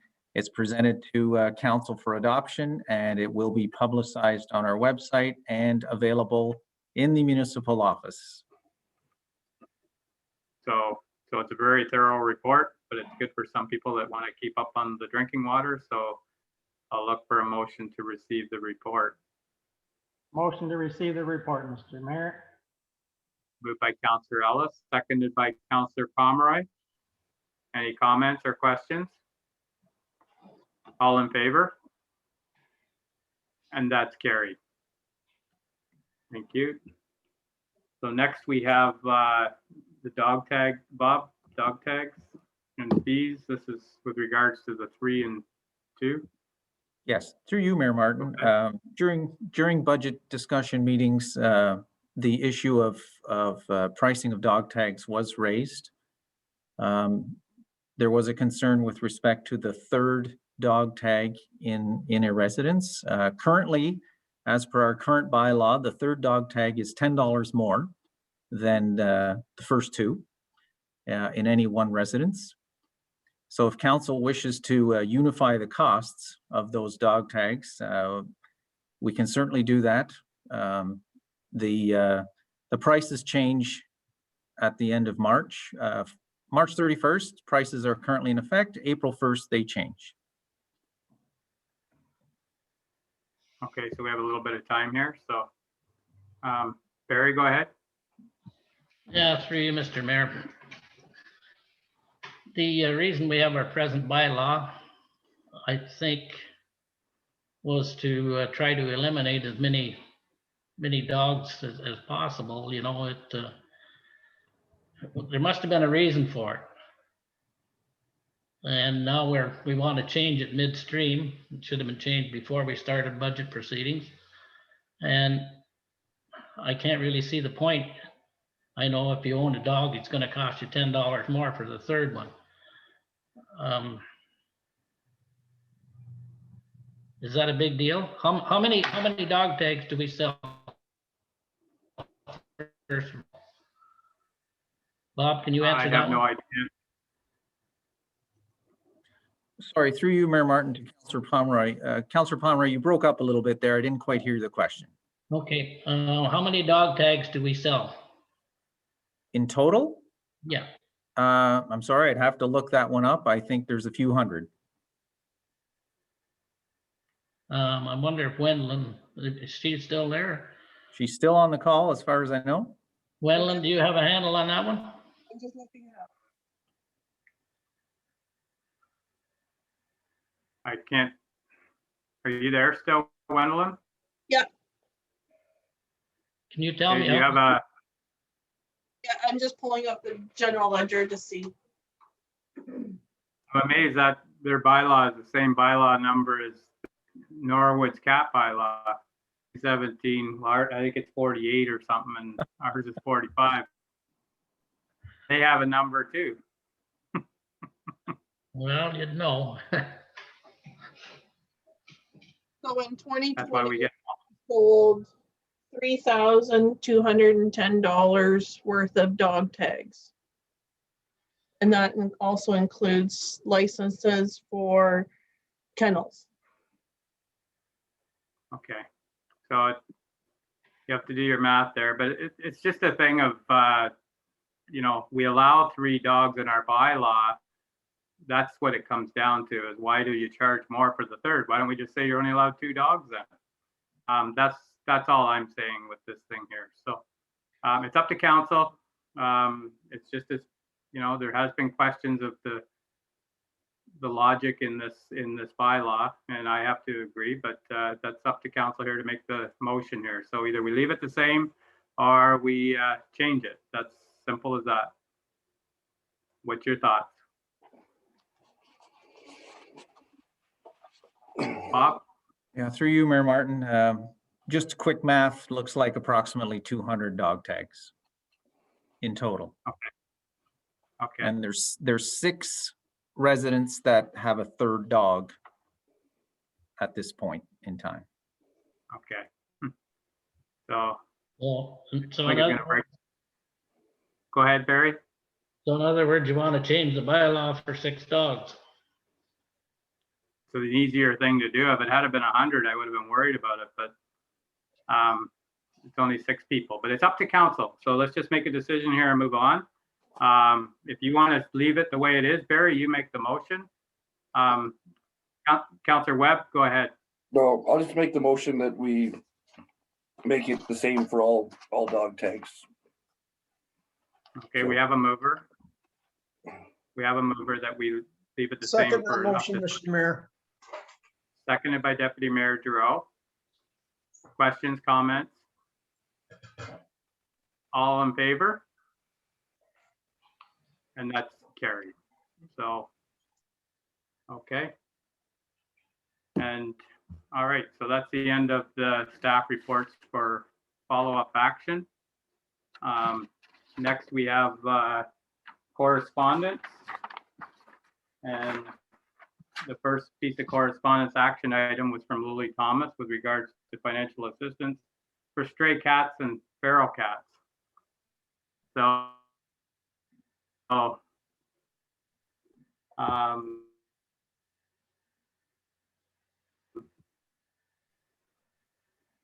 what counts here is that they were directed from staff to go out and collect.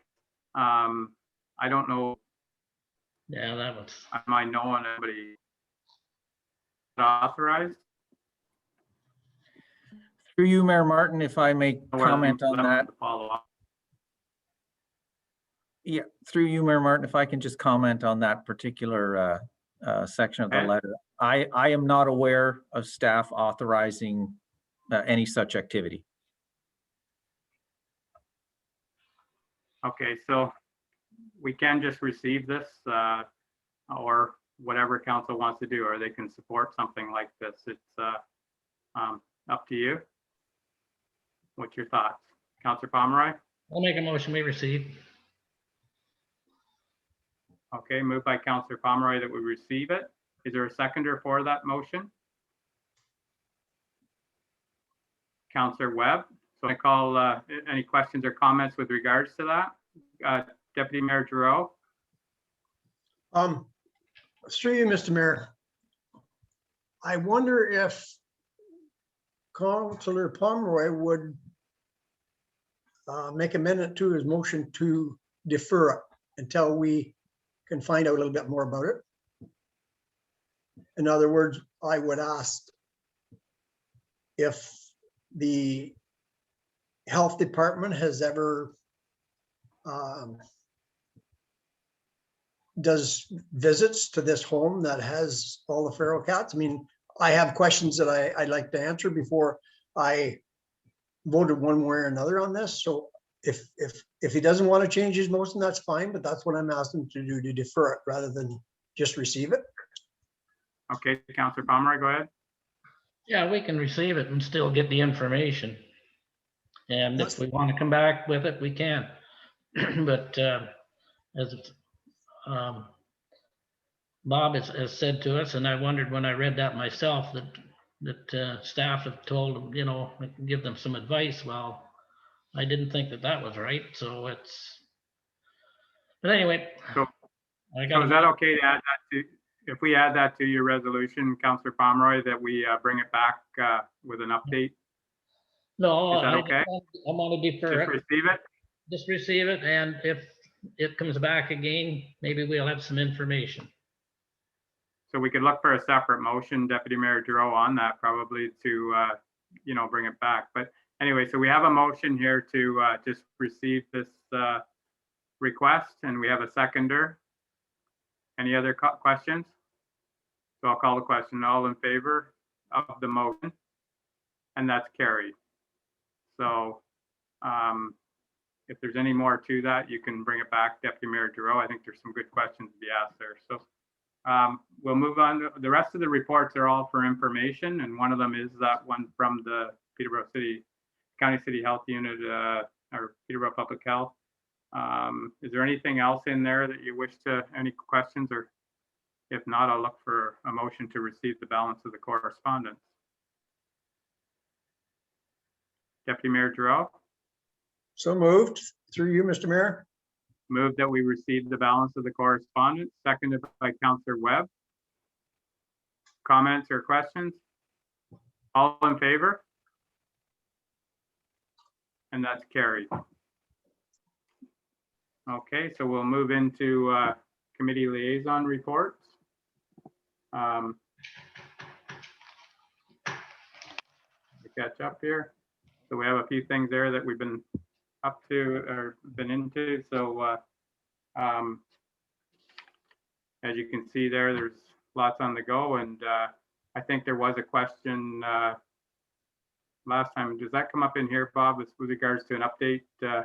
Yeah, Dave's got an update there from the county council with things that were in the budget this year. Did you want to speak to them, Dave?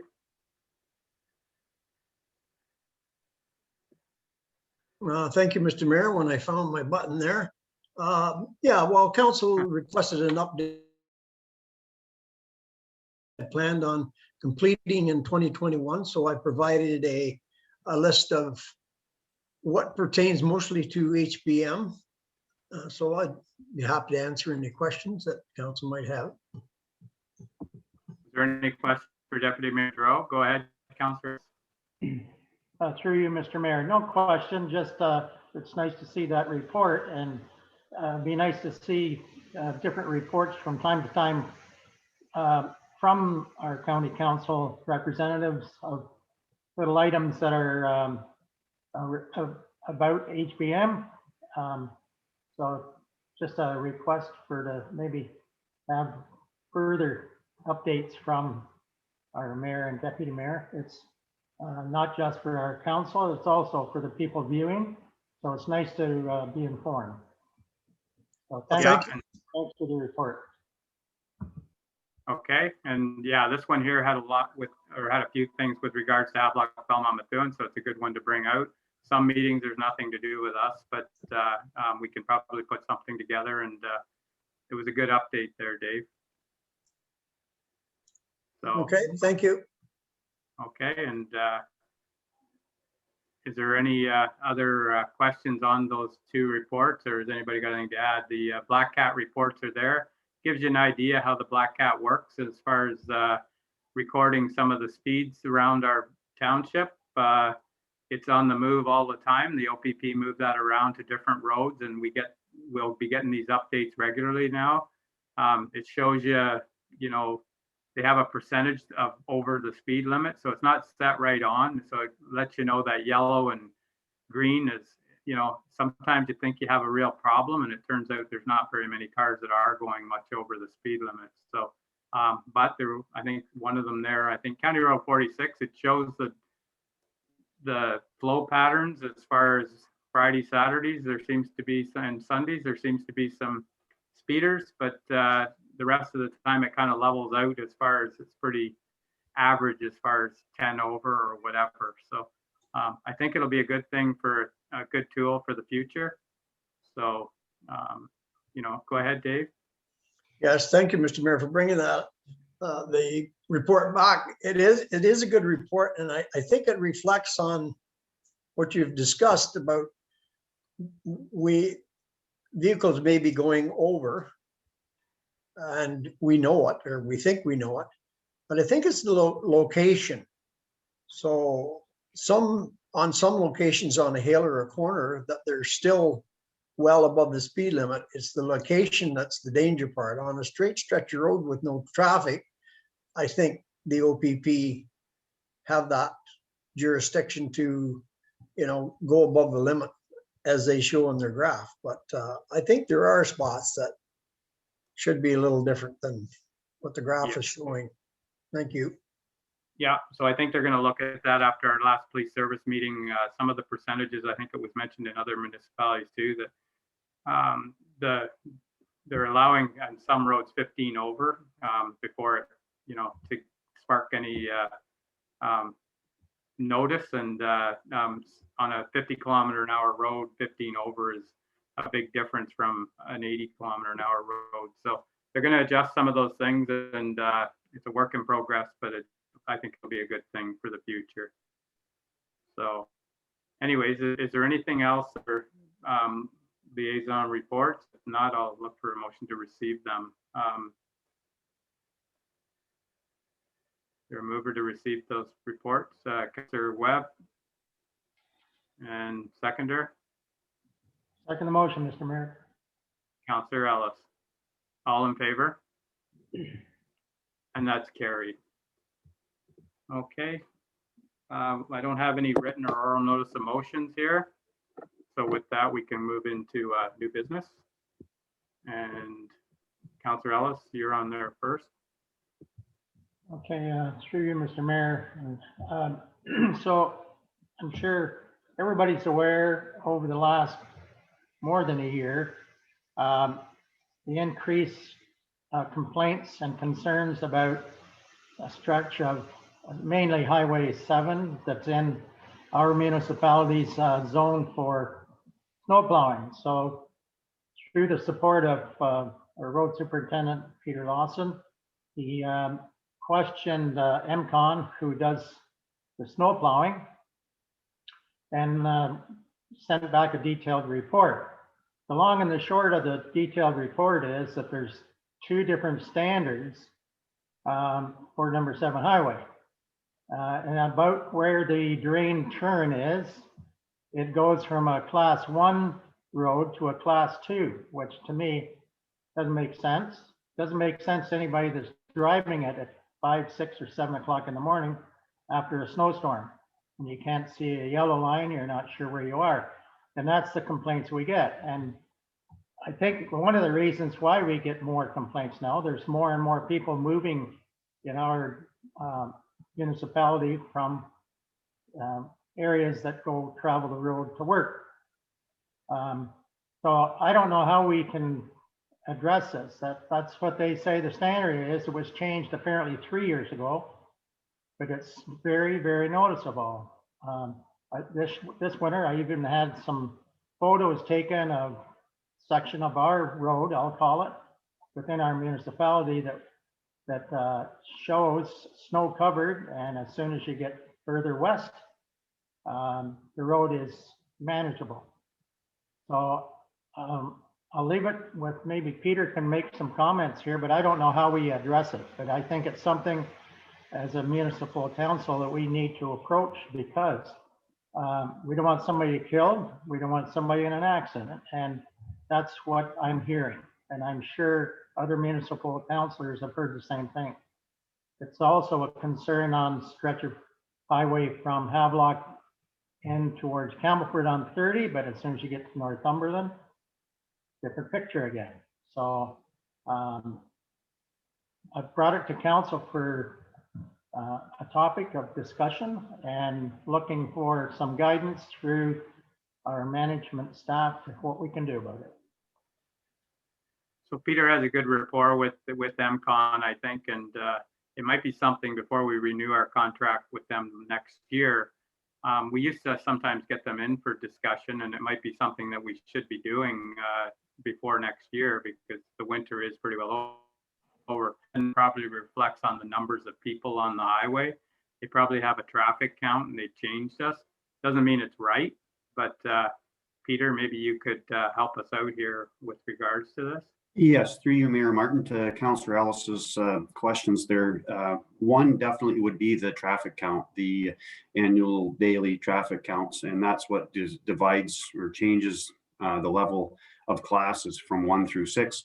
But with that being said as well, you could have 2 different counties, 2 different townships with the same class road that provide a different service. So it's something that maybe that we should be talking to the MTO about to see how much difference there is with the daily traffic counts in regards to Highway 7 and getting some feedback from them. I reached out to the regional manager there, Richard, through MCON for the information that I received and sent out on the email. So he doesn't have any control, obviously, of the traffic counts, but the level of service is where he comes into effect. So, but we can see how far we are different, and maybe have some comments back from MTO on the difference in traffic counts and what it would take to bring our section of Highway 7 through our township up to Class 1 as well. Well, I'm quite sure, Peter, and thanks for digging in there to find that information, but you know, it's just common sense. Like, the people that travel on a number 7 highway don't just start when it becomes a Class 1. They've traveled through our area, which is now considered a Class 2. But just, to me, it just don't make sense, and it was probably all done for dollars and cents, I'm sure. Anyway, we are near the end of our winter season, but it gives us time between now and next year to address it. And that's something, to me, I feel that as a council, we need to take a step forward and do it. If I could make one more comment through you, Mayor Martin, to Councillor Ellis, it was all of Highway 7 in that section was a Class 2. And my understanding is the section from the drain entrance or the MTO yard, MCON's yard, to Peterborough moved up to a Class 1. So Correct. It wasn't that we went down, it was that they moved that section of road up. But at one point we were a Class 1. Is that not correct, Peter? I do not believe so. I could research that more for you, Councillor Ellis. I believe the section from Peterborough right down through Norwood and Havelock was a Class 2. That's what my understanding is, and they upped the section from the Norwood drains turn to towards Peterborough West up. They changed it up to a Class 1. That's my understanding. Something has changed, whether it's the number of trucks. Also, I think in that report it indicates where they use one snowplow truck versus old method was 2, so it clears the snow, not just leaving one lane open. But there's different things, and something has changed, and it's from what I've seen being back here in the amount, I don't travel that much in the mornings, but the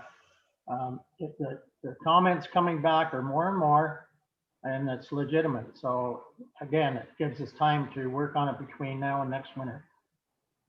Yeah, so I think we need to probably, you know, get a report back from MCON on this, the Class 1 and 2, so we know exactly what we're talking about. I think since the subdivision, and it's all guessing, but since the subdivisions have went in Norwood, a lot has changed going west, that the traffic count would be higher because of the subdivisions.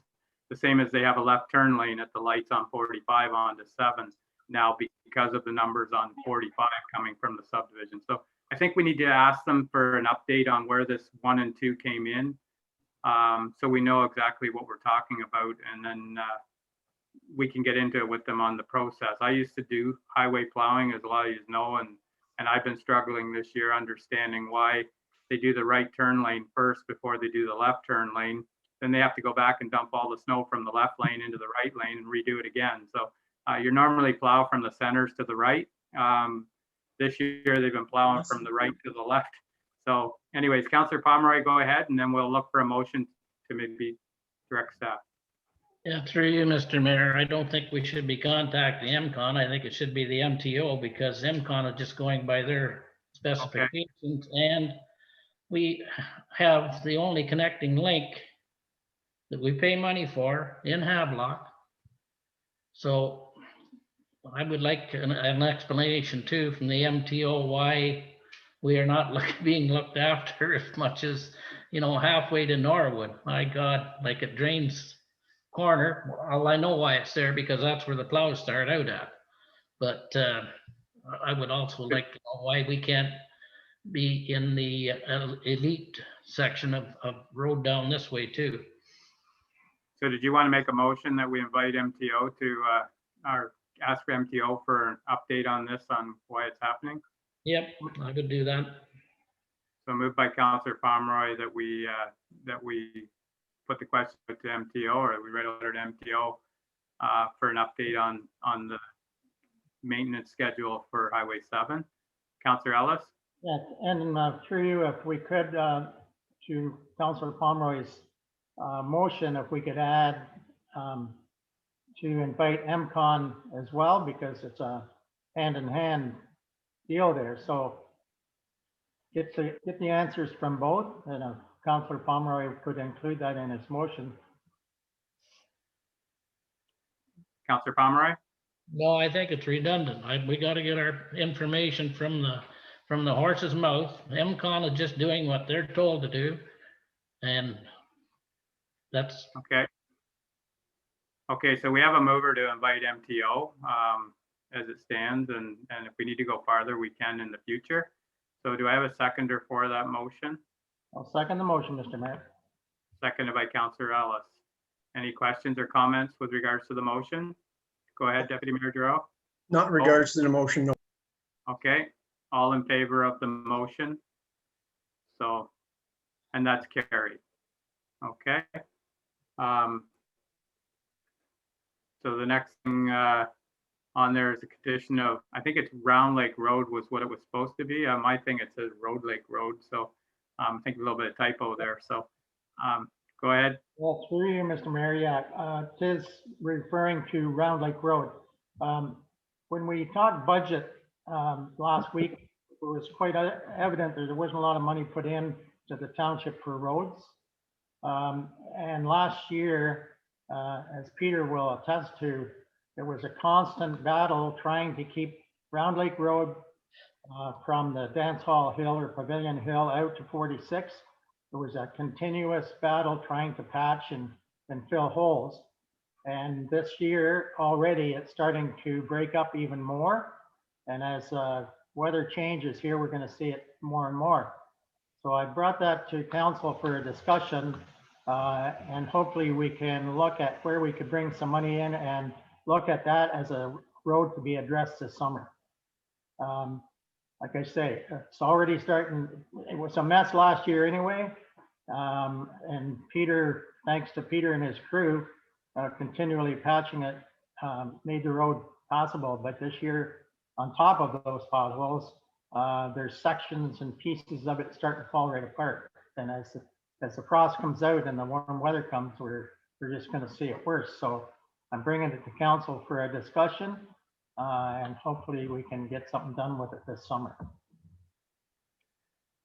Okay, Pomeroy? Yeah, through you, Mr. Mayor. I think it was what, two years ago or 3 years ago that we made that recommendation that it should be done from the 7th line out to 46, because it never did stand up since the day they put it down. The 7th line. Seventh line, 46. yeah, at the on the Round Lake Road, which would be where the pavilion is. That's where it seemed to be. That's where it seems to get worse from there, right out to 46. So these are some things that we can look. Now that we've got it on, we can ask staff, get a motion to ask staff. We're going to have all the roads. I was out yesterday. They're all blowing apart today. You know, with this mild weather and our freezing and the rain we had. I'm really itching to see how North School Road held up, because it was really good last year how it pulled through the winter, and it might be an example of a good job done. So anyways, I think we didn't have a road tour last year because of COVID, and I don't know whether we're going to be able to this year, but I think we could get a motion to direct staff to Round Lake Road again, say a couple of years ago, see if it needs done. I think a lot of us were surprised. We kind of jumped to, and then it turned out not too bad afterwards. So it looks really bad right now, like all of them are gonna. So maybe we could get a motion to direct staff to bring back a report on Round Lake Road and what they think could be done there. Deputy Mayor Giroux? I would be happy to make that motion, Mr. Mayor, with a comment. We've spent a lot of money on Round Lake Road on at least 2 occasions, and I don't want to jump into it again. without a report. I think Peter, our roads department, brought a report that he's gonna go through our roads and the roads needs study, and indicated that there might be a new product that we could put on out there with a lot more success. Now, it was also mentioned that that road wasn't ditched properly and so on. There's not much to ditch out there, that's solid rock. And when that road was first done several years ago, the road was all ditched. So I really want, before we jump and spend a whole bunch of money on Round Lake Road again, to make sure that we're spending the money properly. Thank you. So the road needs study will probably highlight some of these things, but so there was Councillor Webb and then Councillor Ellis. Yeah, I agree with Deputy Mayor Giroux in terms of what I'd like to know is when Pete and the guys look at it, if they can figure out what's causing the quick deterioration, because I believe it was on one of our road tours a few years ago, maybe even far back when Brian McMillan was here, and he was telling us what he thought the major problem was is it's the cover over that road from the trees. And the road doesn't get enough sunlight, and doesn't get enough air in the daytime to properly dry out. So, I mean, if we're talking about putting money back into roads, if the road's going to be done properly, probably some of those trees are going to have to come down.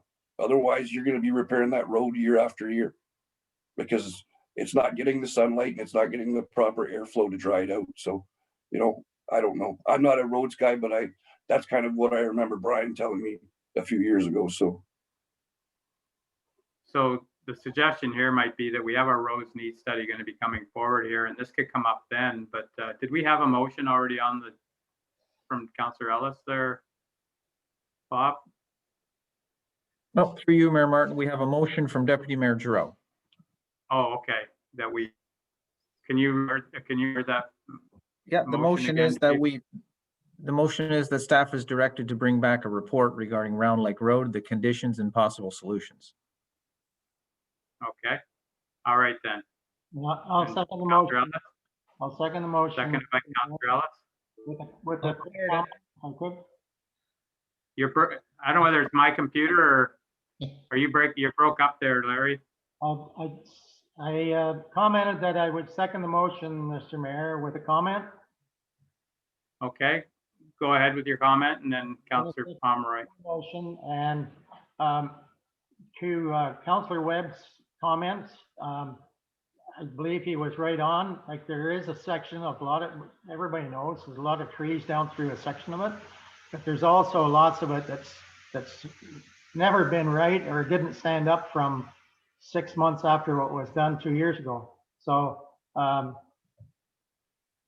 we'll wait and get a good report back from Peter. And but I think we'll find is the road was never prepared properly to begin with. So when you got no road base, it's not to stand up, and it was thin, very thin. I remember when they did it. So anyway, look forward to the report back from Peter. Okay, Councillor Pomeroy, if you speak to the motion. Okay, all right then. We have a mover and a seconder. All in favor of the motion? And I'm unstable again. So anyways, okay. And then I had something on there, and it was kind of, am I breaking up right now? No, but yeah. It was with regards to, it was with regards to Bottle Lake. It was actually a few things that are coming real quick in April here. Spring is just around the corner. And I was wondering if there was an opportunity here to talk to M&R. Plus we have a couple other things, the gate down here at the quarry, or the fence that we asked about last year. Once April comes, we're going to be back into it again. We had a good thing with M&R 2 years ago on Bottle Lake. Last year worked out okay because it was shut down by the province. But if that doesn't happen this year, we're going to be back into camping problems. And if we could get some more support from M&R on that, I think it would help us, because right now I know we've been fighting this for years, but they did do a good job 2 years ago, and we need to have that return as far as the enforcement side of it. It shouldn't be us enforcing it.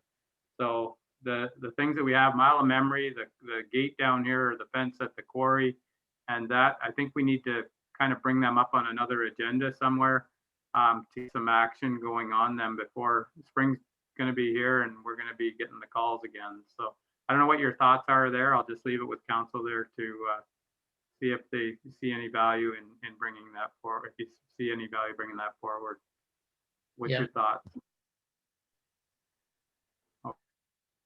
Okay, Pomeroy.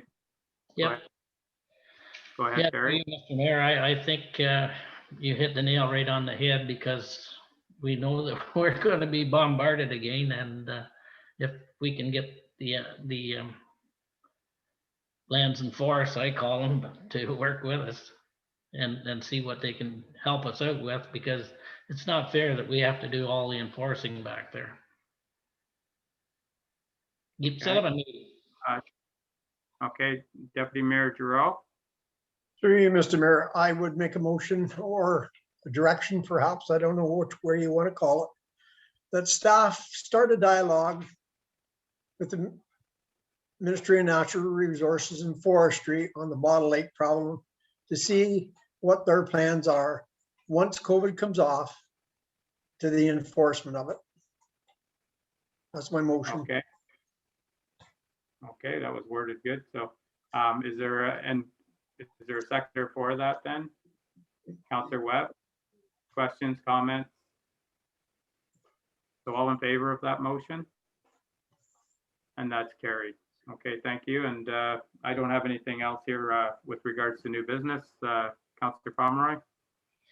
I got a few here, but I'll just highlight a couple of that I feel that are real important. I think we should be looking at a deputy CAO in case Bob is off sick or whatever, but we need to appoint someone. And I think the appropriate person, there's not too many people there that have been there that long and much experience, but I think John Smallwood would make a good deputy CAO in my opinion. So, and something we're going to have to deal with. So that can be on the next agenda then, Bob? Or do you want to deal with it today? No, through you, Mayor Martin, I can certainly bring something to the next agenda. Yeah, like we haven't got a CAO yet, so that's full time. So we'll have to deal with that first. So, okay. Go ahead, Mr. Pomeroy. Yeah, I wasn't finished. And that brings us back to, I won't go there. The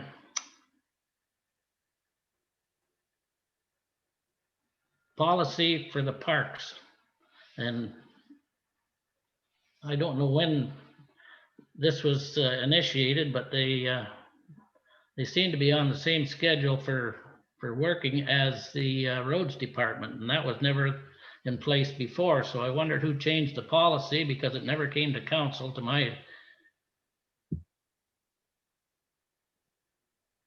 That's been there since Mugger was here. It's been around for a long time. So. Well, I thought it was after Mugger left this started, but anyway, I would like to see if it was ever approved, or Look back on the thing just in the. I can't hear you. You can direct that up. Maybe direct staff to look up. For you, Mayor Martin, you're breaking up quite a bit right now, but we can certainly, staff will follow up and we will look that up to see when it was implemented. Okay, I'll try it without video. Is that? No, is that working? Yeah, we can hear you much better. But we can't see him making all faces. Yeah, well, that might be a good thing. So let's get a motion here that we direct staff to look that policy up when it was put in. Okay, I'll do that. Moved by Counselor Pomeroy. Do I have a seconder for that? Counselor Webb. All in favor? And I'm in there too. Okay. What else do you have, Barry? Well, I'm not going to bring any more of that up today, but I have a couple things that I would like to put on the closed agenda, personal matters. Okay. All right. Is there a number with them? Is it identifiable individual or? Yes. Okay. All right then. So is there anything else from council under new business? Okay, seeing none. We'll move into bylaws. So the first bylaw here, Bob, is the bylaw to adopt estimates for 2021 to establish and adopt the tax rates and to provide for a minimum tax.